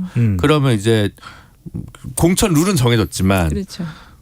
교체를 해야 될 거 아니에요. 현역을. 그렇죠. 근데 지금 우상호 의원은 불출마 선언했고 어떻게 보면 홍익표 의원은 성동구에서 강남구로 이제 저걸 바꿔가지고 지역위원회 바꿨으니까 현역 자리 중에 비워놓은 건 2개 정도밖에 없잖아요. 근데 요거 가지고는 안 될 거 아닙니까 사실은? 그러니까요. 방금 전에 이현영 소장님 말씀에 저것도 중도나 또는 지금 더불어민주당 이 국회의원직을 노리는 사람들은 납득을 못할 거예요. 왜냐하면은 2020년에 국회의원을 뽑았는데 그 뒤에 이 평가를 보면은 집권 여당으로서의 더불어민주당이 의원들이 제대로 역할을 했느냐 그런 평가를 내리기 쉽지 않지 않습니까? 그렇다면 상당한 물갈이가 이루어져야 된다고 생각할 텐데 그런 기준에 대해서 지금 친명 비명으로 접근할 건 아닐 것이다. 그렇다면 과연 이재명 대표의 기준은 뭘까 이게 상당히 이제 민주당만 놓고 이야기를 할 때 궁금할 텐데 그 부분을 과연 김은경 혁신위가 할 수 있을까? 또 하나는 이제 상당히 외곽에서는 그런 이야기도 나와요. 이해찬 전 대표의 영향이 상당히 좀 주어지고 있는 혁신위가 아니냐. 왜 그러냐면은 지금 현역 의원이 유일하게 이 강동구청장을 3선 적임했던 이해식 의원이 혁신위원 들어갔으니까. 이해찬 전 대표의 보좌관 출신이거든요. 이해 X라인이에요. 그래서 그렇게 보면은 또 친명계다 이렇게도 얘기 나올 수 있으니까. 근데 현역을 많이 교체한다는 것은 현역엔 사실 비명이 더 많습니다. 그렇죠. 그러다 보니까 이게 친명계가 어떤 정권을 잡기 위한 거 아니냐 이런 또 당내 격돌 이런 것들도 볼만하겠네요. 아니 그 현역 평가가 따로 있어요 민주당. 제일 중요한 게 지난 선거에서의 결과 득표를 갖고 평가를 하고 또 현역들끼리 평가도 있고 그렇기 때문에 기본적인 지금 현재 평가 툴이 있고 다만 하나 더 붙여야 될 거는 이제 도전하는 신인과 현역과의 어떤 공정한 그 선거 공영제 같은 게 좀 필요하다. 그래서 이들의 정견을 당원이나 유권자들이 좀 공정하게 다 들어볼 수 있는 기회를 만드는 게 오히려 좀 더 필요하지 않을까 저는 그렇게 생각을 해요. 그 여당 얘기도 좀 해보겠습니다. 김기현 대표 어제 뭐 고성이 오고 가는 교섭단체 대표 연설이 있었는데 고래. 울산이 고래로 유명해요. 네, 그렇죠. 국회의원 정수 감축하자 뭐부터 해가지고 뭐 문호동 무임금 뭐 전원 불체포 특권 포기 뭐 이런 것들을 정치 쇄신 과제로 내놨는데 김기현 대표의 지금 과제는 뭘로 보십니까? 상관없다? 아니요. 저는 이제 김기현 대표가 일단 뭐 고래 소리를 지른 것은 울산이 고래가 유명해서 그런 건 아니고 대표의 존재감이 없다라고 하니까 일단은 물리적으로 이제 소리를 높인 것도 있을 테고 두 번째는 또 김기현 대표가 이야기한 내용들이 사실 필요한 내용이긴 합니다. 이제 국회의원 정수 감축 그다음에 무도동 무임금 제도 그다음에 국회의원 불체포 특권 포기 서약이건데 저는 어느 하나 성사되기는 어려울 것 같아요. 왜냐하면 이게 다 사실은 더불어민주당이 협조를 해줘야 될 가능한 부분이라서 그렇죠. 지금같이 대치하고 있는 국면에서 이게 가능할까? 그건 어렵다고 보고 사실 김기현 대표가 가장 할 수 있어야 되는 거는 공천에 대한 목소리를 분명히 내고 홍준표 대구시장도 그런 얘기를 하고 있거든요. 아니 선대위를 만들어야 돼요 이런 얘기 하고 있는데 네. 빨리 선거 체제로 가서 뭔가 좀 대비를 해야 되는데 그러면은 이제 또 지도부의 위상이 약해질 수가 있거든요. 근데 그렇다면 저는 중요한 건 김기현 대표가 현실적으로 할 수 있는 건 뭐냐. 김기현 브랜드 좀 정책 공약이 나와야 될 것 같아요. 네. 적어도 정부의 공약은 정부의 공약이고 정치적인 공약이나 정치적인 또 이제 국민들에게 내세울 수 있는 내용들이 분명히 있고 민생 공약들이 있었거든요. 그걸 여의도 연구원을 통해서 좀 끄집어내라. 네, 어쨌든 그게 뭔가 내긴 내셨는데 네. 야당한테 야단을 쳐가지고 그러게요. 협조가 안 되니까 성과를 못 낼 거 아닙니까? 그래서 이게 전략이 뭔지는 저도 좀 맞습니다. 의문인데 네. 시간이 많지 않아서 어쨌든 양당 모두 지금 고난에 차 있고 양당 대표 다 곤경에 처해 있는 상황인데 이 상황에서 제3지대를 부르짖는 분들은 있고 근데 호응이 그렇게 좋은 것 같지는 않아요. 네. 지금 어떻게 보시면 금태섭 의원은 뭐 30석도 가능하다 이런 얘기를 하고 있는데 제3지대가 필요하다는 유권자들의 그 어떤 요구, 니즈는 좀 있다고 보시나요? 있는데요. 네. 그게 이제 제3지대가 이제 우리나라에서는 그 제3당, 그러니까 크게 이제 그 제3 후보들 안철수라든지 뭐 정몽준이라든지 이런 이제 후보들, 그러니까 비정치적이면서 성공한 인물에 대한 그 선호에서 이게 이 지대가 만들어지는데 지금은 정치 양당의 어떤 불만으로 해서 이게 만들어진 것 같아요. 그래서 제 생각에는 이 무당파층에 있는 사이즈들이 결국에 선거가 가까우면은 다시 양당으로 좀 복원될 가능성이 있고 그리고 특히 이제 이 제3지대 창당하는 경우에 대선 주자급의 후보를 갖추고 있지 않는다면은 이 당이 그 결집이라든지 어떤 그 당으로서의 역할을 하기는 조금 어렵다. 저는 그렇게 보고 있거든요. 네. 짧게 말씀드리면 제가 칼럼에도 썼던 내용인데 지금 무당층 비율이 높으니까 이제 제3신당 연기가 모락모락 나거든요. 네. 근데 이 무당층의 성격을 보면 어느 쪽을 지지해야 할지 몰라서 지지하지 않는 무당층이 아니라 지금 양쪽 모두를 싫은 거예요. 너무 싫은데 지금 저는 심지어는 더불어민주당 국민의힘을 선택하고 있는 사람도 마지못해 어느 한쪽이 싫으니까 그런 선택 또는 그러니까 민주당이 싫어서 국민의힘을 찍고 그렇죠. 국민의힘이 싫어서 민주당을 찍는. 그렇죠. 또 누가 물어보니까 선택할 수밖에 없는. 그래서 국민들은 지금 정당이라 생각 안 하고 숭구리당당으로 생각하는 것 같아요. 숭구리당당을 이해 못할 젊은 청취자분들도 있을 것 같습니다. 아, 네. 동아일보가 9일에서 12일 진행한 여론조사 기관 R&R 리서치에 의뢰한 거에 따르면요. 서울, 경기, 인천 각각 800명 정도 샘플을 해가지고 했는데요. 제3당이 필요하다는 견해가 서울은 51.6%, 인천 50.8%, 경기 47.8%입니다. 그래서 제3지대 정당이 성공하는지 여부와는 무관하게 양당에 대한 피로감이 이런 식으로 드러난 게 아닌가 싶습니다. 이거는 다시 한번 보면 현역 의원들에 대한 또 불만족 숫자라고도 볼 수 있어요. 네. 네, 현역 교체 지수라고도 볼 수 있거든요. 그래서 이게 흥미로운 게 이현정 선생님 말씀하시는데 시간이 없는데 이 영남이나 호남에서도 보면은 3당 필요하다, 신당 필요하다는 의견이 높을 때도 있어요. 네, 알겠습니다. 오늘 말씀은 여기까지 듣겠습니다. 지금까지 여론오락관 몇 대 몇 이은영 휴먼 앤 데이터 소장님 그리고 배정찬 인사이트 K 연구소장님과 함께했습니다. 두 분 감사합니다. 네, 감사합니다. 고맙습니다. Splish splash, I was taking a bath. Long about a Saturday night. Yeah. 점심 먹고 유쾌한 시사 디저트 한 입. 최영일의 시사본부. Well, I stepped out the tub and put my feet on the floor. 주간 사건 사고 소식을 알아보는 배상훈의 사건 본부 시간입니다. 오늘도 배상훈 프로파일러 나오셨습니다. 어서 오세요. 안녕하세요. 네, 그 캄보디아에서 최근에 그 아프리카 BJ라고 해야 되나요? 네, 그 방송을 하는 분이 갑자기 미스테리하게 사망하는 슬픈 일이 있었는데 여기서 이제 여러 가지 왜 갑자기 이렇게 사망했느냐 여러 추측들이 많이 나와 있습니다. 근데 일단 지금까지 알려진 사실을 먼저 좀 정리부터 해주시죠. 예, 일단 A 씨라고 하겠습니다. 네. 그분은 지난 2일 지인 한 분하고 캄보디아로 여행을 떠났다고 합니다. 근데 그 뒤에 이틀 후에 4일이죠. 중국인 부부가 운영하는 병원에 갔고 거기서 치료받다 숨졌다. 이건 이제 캄보디아 경찰 쪽에서 나온 얘기인데 네. 확인을 해야 되는 거고요. 네. 중국인 부부가 시신을 싣고 유기를 했다. 유기를. 근데 발견된 것은 6일 캄보디아 수도 프놈펜 인근의 칸달주의 한 마을 웅덩이에서 어떤 뭐 천에 쌓인 채 발견됐는데요. 거기서 이제 캄보디아 경찰이 중국인 부부를 이제 특정했나 봅니다. 근데 사실 이 부분은 사실은 좀 설명이 필요한 부분이다. 왜냐하면 그 피해자 시신을 감싼 천에서 지문을 감식했다고 하는데 굉장히 고급 기술입니다. 왜냐하면 천에서 지문을 그 특정하기가 그렇게 쉽지가 않습니다. 그러니까 무슨 뭐 유리도 아니고 비닐도 아니고 지문이 확 묻어나는 게 아니니까요. 그렇죠. 근데 이제 뭐 할 수는 있습니다.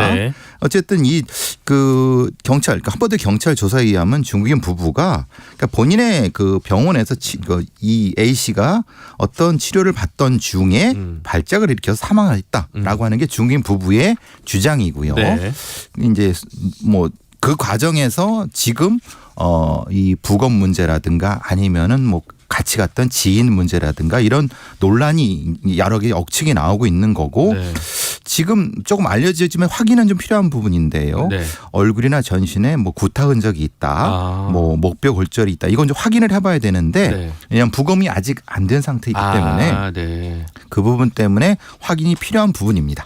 그러니까 보도에 따르면 캄보디아에서는 이거를 고문을 동반한 살인 사건 혐의로 기소했다는 보도도 있던데 그럼 아직 부검이 안 됐으면 아직 기소를 검토하고 있는 단계인 건가요? 우리의 사법 시스템하고 좀 다른 것 같습니다. 이제 어쨌든 캄보디아 검찰에서는 이게 외신에 나온 내용입니다.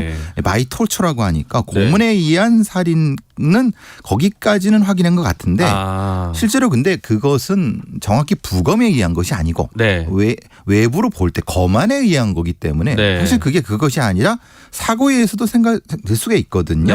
그 부분은 정확히 밝혀져야 되겠지만 일단은 첫 번째 검시 검안으로서는 어떤 특정한 살해 혐의로 기소했고 수사는 진행돼야 될 것 같습니다.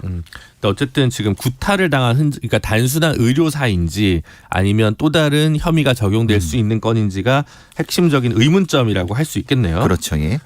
그러면 이게 사실은 그냥 들으면 이상하잖아요. 캄보디아에 가서 그러니까요. 중국인이 하는 병원에 가? 너무 이상하죠. 그러니까 이게 과정이 이분과 같이 간 지인은 어떤 뭐 관계인지 거기 어떤 진료를 받으러 간 건지 아니면 외국 여행 중에 어떤 뭐 가벼운 어떤 증상으로도 할 수 있으니까요. 방문할 수도 있으니까 어떤 목적을 가지고 간 건지 아닌지 이런 부분에 대한 의문점들이 분명히 남아 있는데 아직 그건 확인을 해야 되는 부분인 거고요.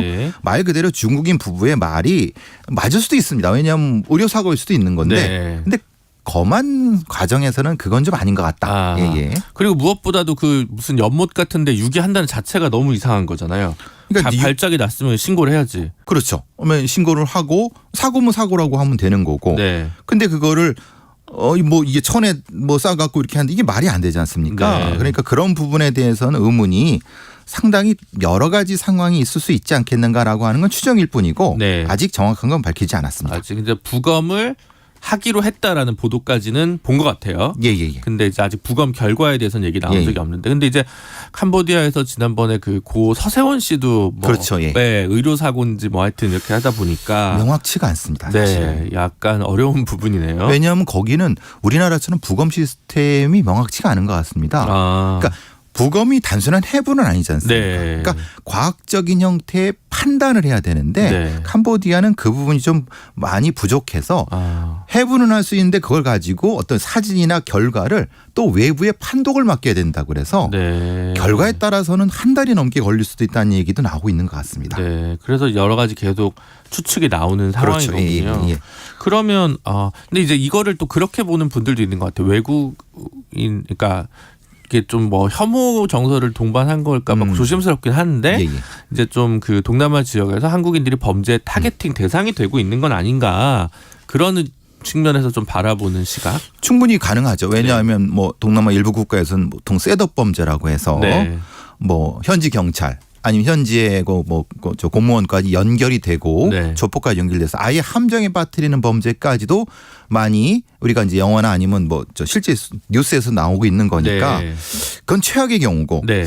혹시 그 중간 정도 예를 들면 그 안에서 여러 가지 현지인과의 갈등 과정에서 네. 뭐 폭행을 당했다거나 이럴 수 있는 거죠 충분히. 네. 그러니까 그런데 좀 불리하죠. 왜냐하면 어차피 그쪽 경찰은 그쪽 주민 편이겠죠. 네. 아무래도 뭐 네. 팔은 안을 굽는다고. 네. 그럴 때 명확한 사인을 밝힐 수가 있을까? 이게 참 의문이 되는 거죠. 그러면 어쨌든 그 영사관, 대사관이나 아니면 현지에 파견된 경찰이나 뭐 이런 분들이 좀 이 문제 조력을 열심히 할 텐데요. 예. 기본적으로 치안 영사가 각국 대사관에 파견돼 있습니다. 네. 말하자면 캄보디아에도 치안 영사가 있는데 그것이 치안 영사인 외교부 소속인데 네. 문제는 경찰 소속의 어떤 치안 주재관은 아닌 것 같습니다. 왜냐하면은 치안 주재관이 갈 수 있는 데는 상당히 큰 나라고 네. 교민이 좀 더 많은 나라. 그렇죠. 뭐 이제 북미 지역이라든가 아니면 유럽 지역 같은 데는 많이 나가 있습니다만 필리핀도 나가 있던데요. 근데 그게 이제 치안 영사관 플러스 우리가 많이 아시는 우리가 이제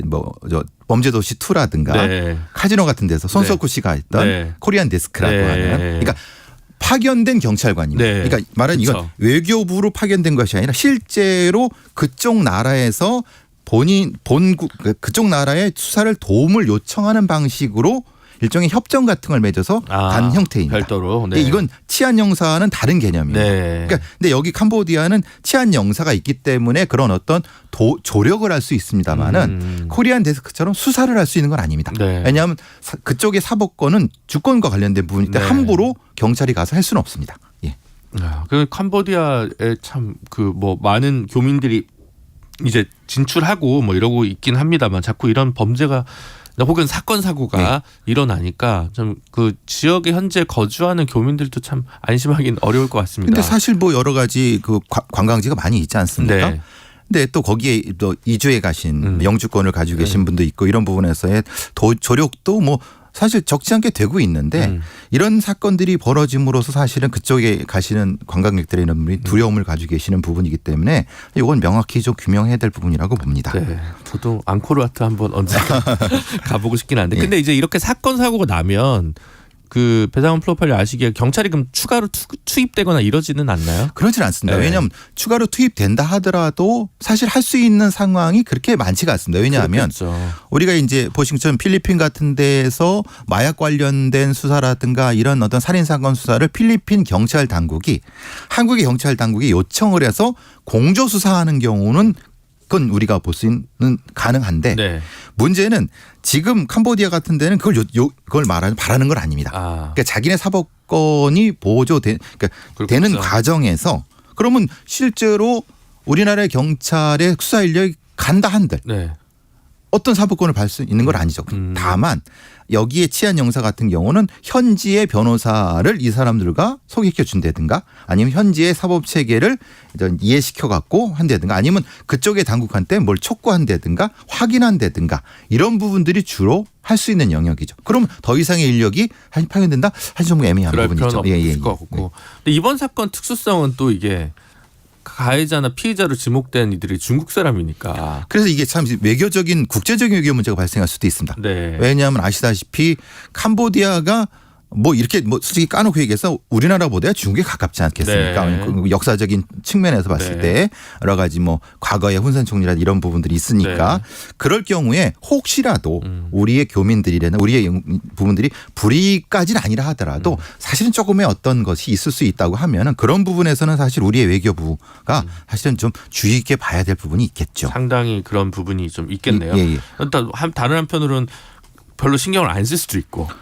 글쎄 말이야. 자국민이 죽은 것도 아니고 자국민이 범죄를 저지른 것도 아니니까 수사의 속도를 안 낼 수도 있지 않습니까? 그게 가장 걱정되는 겁니다. 네. 왜냐하면 지금 이 경우도 부검 부분도 어떤 보도에 의하면 가족이 반대했다는 얘기도 있고 아니면 이런 것도 있지만 설마 그 가족이 반대했겠습니까? 아니 여러 그런 이유 때문에 그런 것이 아니라 그쪽에서 어떤 정상적인 절차를 밟는 것보다 약식으로 할 때 가장 걱정이 되는 겁니다. 그러니까 말하자면 자기의 국민도 아닌 상태에서 약식 형식식으로 해버리면은 실체적 진실보다는 네. 사건을 그냥 뭐 대략적으로 덮는 형태로 가버린다고 하면은 네. 그거는 사실은 이 돌아가신 분한테도 그렇고 가족한테도 네. 사실 그 바람직한 반응이 아니지 않습니까? 아, 네. 근데 이제 최근에 뭐 이게 뭐 그 해외에 있는 어떤 불법 도박업계랑 관계가 있는 거 아니냐 뭐 이런 의혹도 좀 뭐 제기가 되고 있더라고요. 아마 그 이분의 직업 때문에 그런 것 같습니다. 네. 왜냐하면 사실 특정한 직업 때문에 그런 건 아니라 BJ라는 직업 자체가 어차피 그 본인을 노출시켜야 되는 거고 네. 본인의 채널에서 네. 관련된 그런 어떤 뭐 불법 도박이라든가 이런 부분들과 연결될 가능성은 있습니다만은 네. 실제로 이 사건이 그렇다는 건 아니고 네. 그래서 나오는 억측들이 나오는 것 같습니다. 그러니까 사실은 그런 거죠. 이분이 사실 왜 거기에 가서 병원에서 뭘 한다는 게 이게 좀 설득이 되는가? 아니면 뭐 어떤 특정한 형태의 부분이 아닌 한도 내에서 네. 그래서 나오는 얘기지 정확한 건 아닙니다. 네, 알겠습니다. 어쨌든 그럼 지금 상황에서 앞으로 우리가 좀 지켜보거나 우리 정부 차원에서 해야 될 후행할 조치들이 뭐가 있을 수 있을까요? 일종의 그 캄보디아 검찰 당국의 이 부분에 대한 사건에 대한 정확한 접근 그리고 정보의 투명 공개를 좀 요청하면서 그렇게 돼야 될 것 같고 사실 더 필요한 부분들 같은 경우는 가능하다고 하면 우리나라의 수사 인력도 뭐 필요하면은 우리가 말하자면 법의관을 파견하겠다. 이런 정도까지 요청도 가능합니다. 왜냐하면 소위 말하는 이제 좀 잘 사는 나라의 네. 그 나라들은 선진 과학 기술, 네, 그 나라들은 네. 이런 곳에 그 자기네 관광객들이 가서 사고를 당했을 경우 좀 미진하다 싶으면 그쪽의 그 외교 인력들이 네. 본국에 있는 법의관들을 적극적으로 그쪽으로 가게 해갖고 하는 경우도 이 사례가 분명히 존재합니다. 근데 한국은 법의학자가 엄청 부족하지 않나요? 그래도 하긴 해야죠. 네. 예, 국가수의 뭐 법의관이라든가 이런 네. 분들을 아니면은 다른 형태로도 충분히 인력은 있거든요. 네. 그럼 그런 형태로 가서 하게 되면은 오히려 사실은 캄보디아 당국에서 마지못해 봤지만은 네. 오히려 더 좋아할 수가 있습니다. 네. 왜냐하면 본인들의 어떤 부분들을 일종의 상쇄해 주는 부분이 있기 때문에 그 정도까지는 아니라 하더라도 적어도 투명한 정보의 공개 그리고 공정한 수사 같은 경우를 요청하고 하면은 실제로는 그것만 돼도 사실은 캄보디아 당국이 함부로 할 수 없죠. 그렇죠. 예. 어쨌든 유족분들 슬픔이 되게 큰 상황이고 그렇죠. 일반적인 해외에서 사망한 사건이 아니라 훨씬 더 많은 의혹이 있는 사건이다 보니까 좀 정부 당국, 외교 당국, 경찰 당국에서 좀 힘을 많이 써주셨으면 하는 바람입니다. 근데 이게 또 들어가는 거는 최소한 억측 같은 거짓 뉴스라든가 이런 것에 현혹되지 마시고 늘 우리 배상훈 프로파일님이 강조하시는 팩트 그리고 그쪽에서 발표하는 거 그거 중심으로 이해를 하셔야지 너무 억측이 많으면은 고인한테도 사실은 누가 될 수 있고 가족한테 누가 될 수 있습니다. 과도한 댓글과 뇌피셜성 글 작성은 항상 자제해 달라라는 당부셨습니다. 네, 지금까지 배상훈 프로파일러와 함께 사건본부 함께했습니다. 오늘 말씀 감사합니다. 감사합니다. 네, 시사본부 오늘 준비한 소식은 여기까지입니다. 저는 최영일 평론가 대신 잠시 진행을 맡고 있는 김준우고요. 내일 낮 12시 20분에 다시 찾아오도록 하겠습니다. 감사합니다.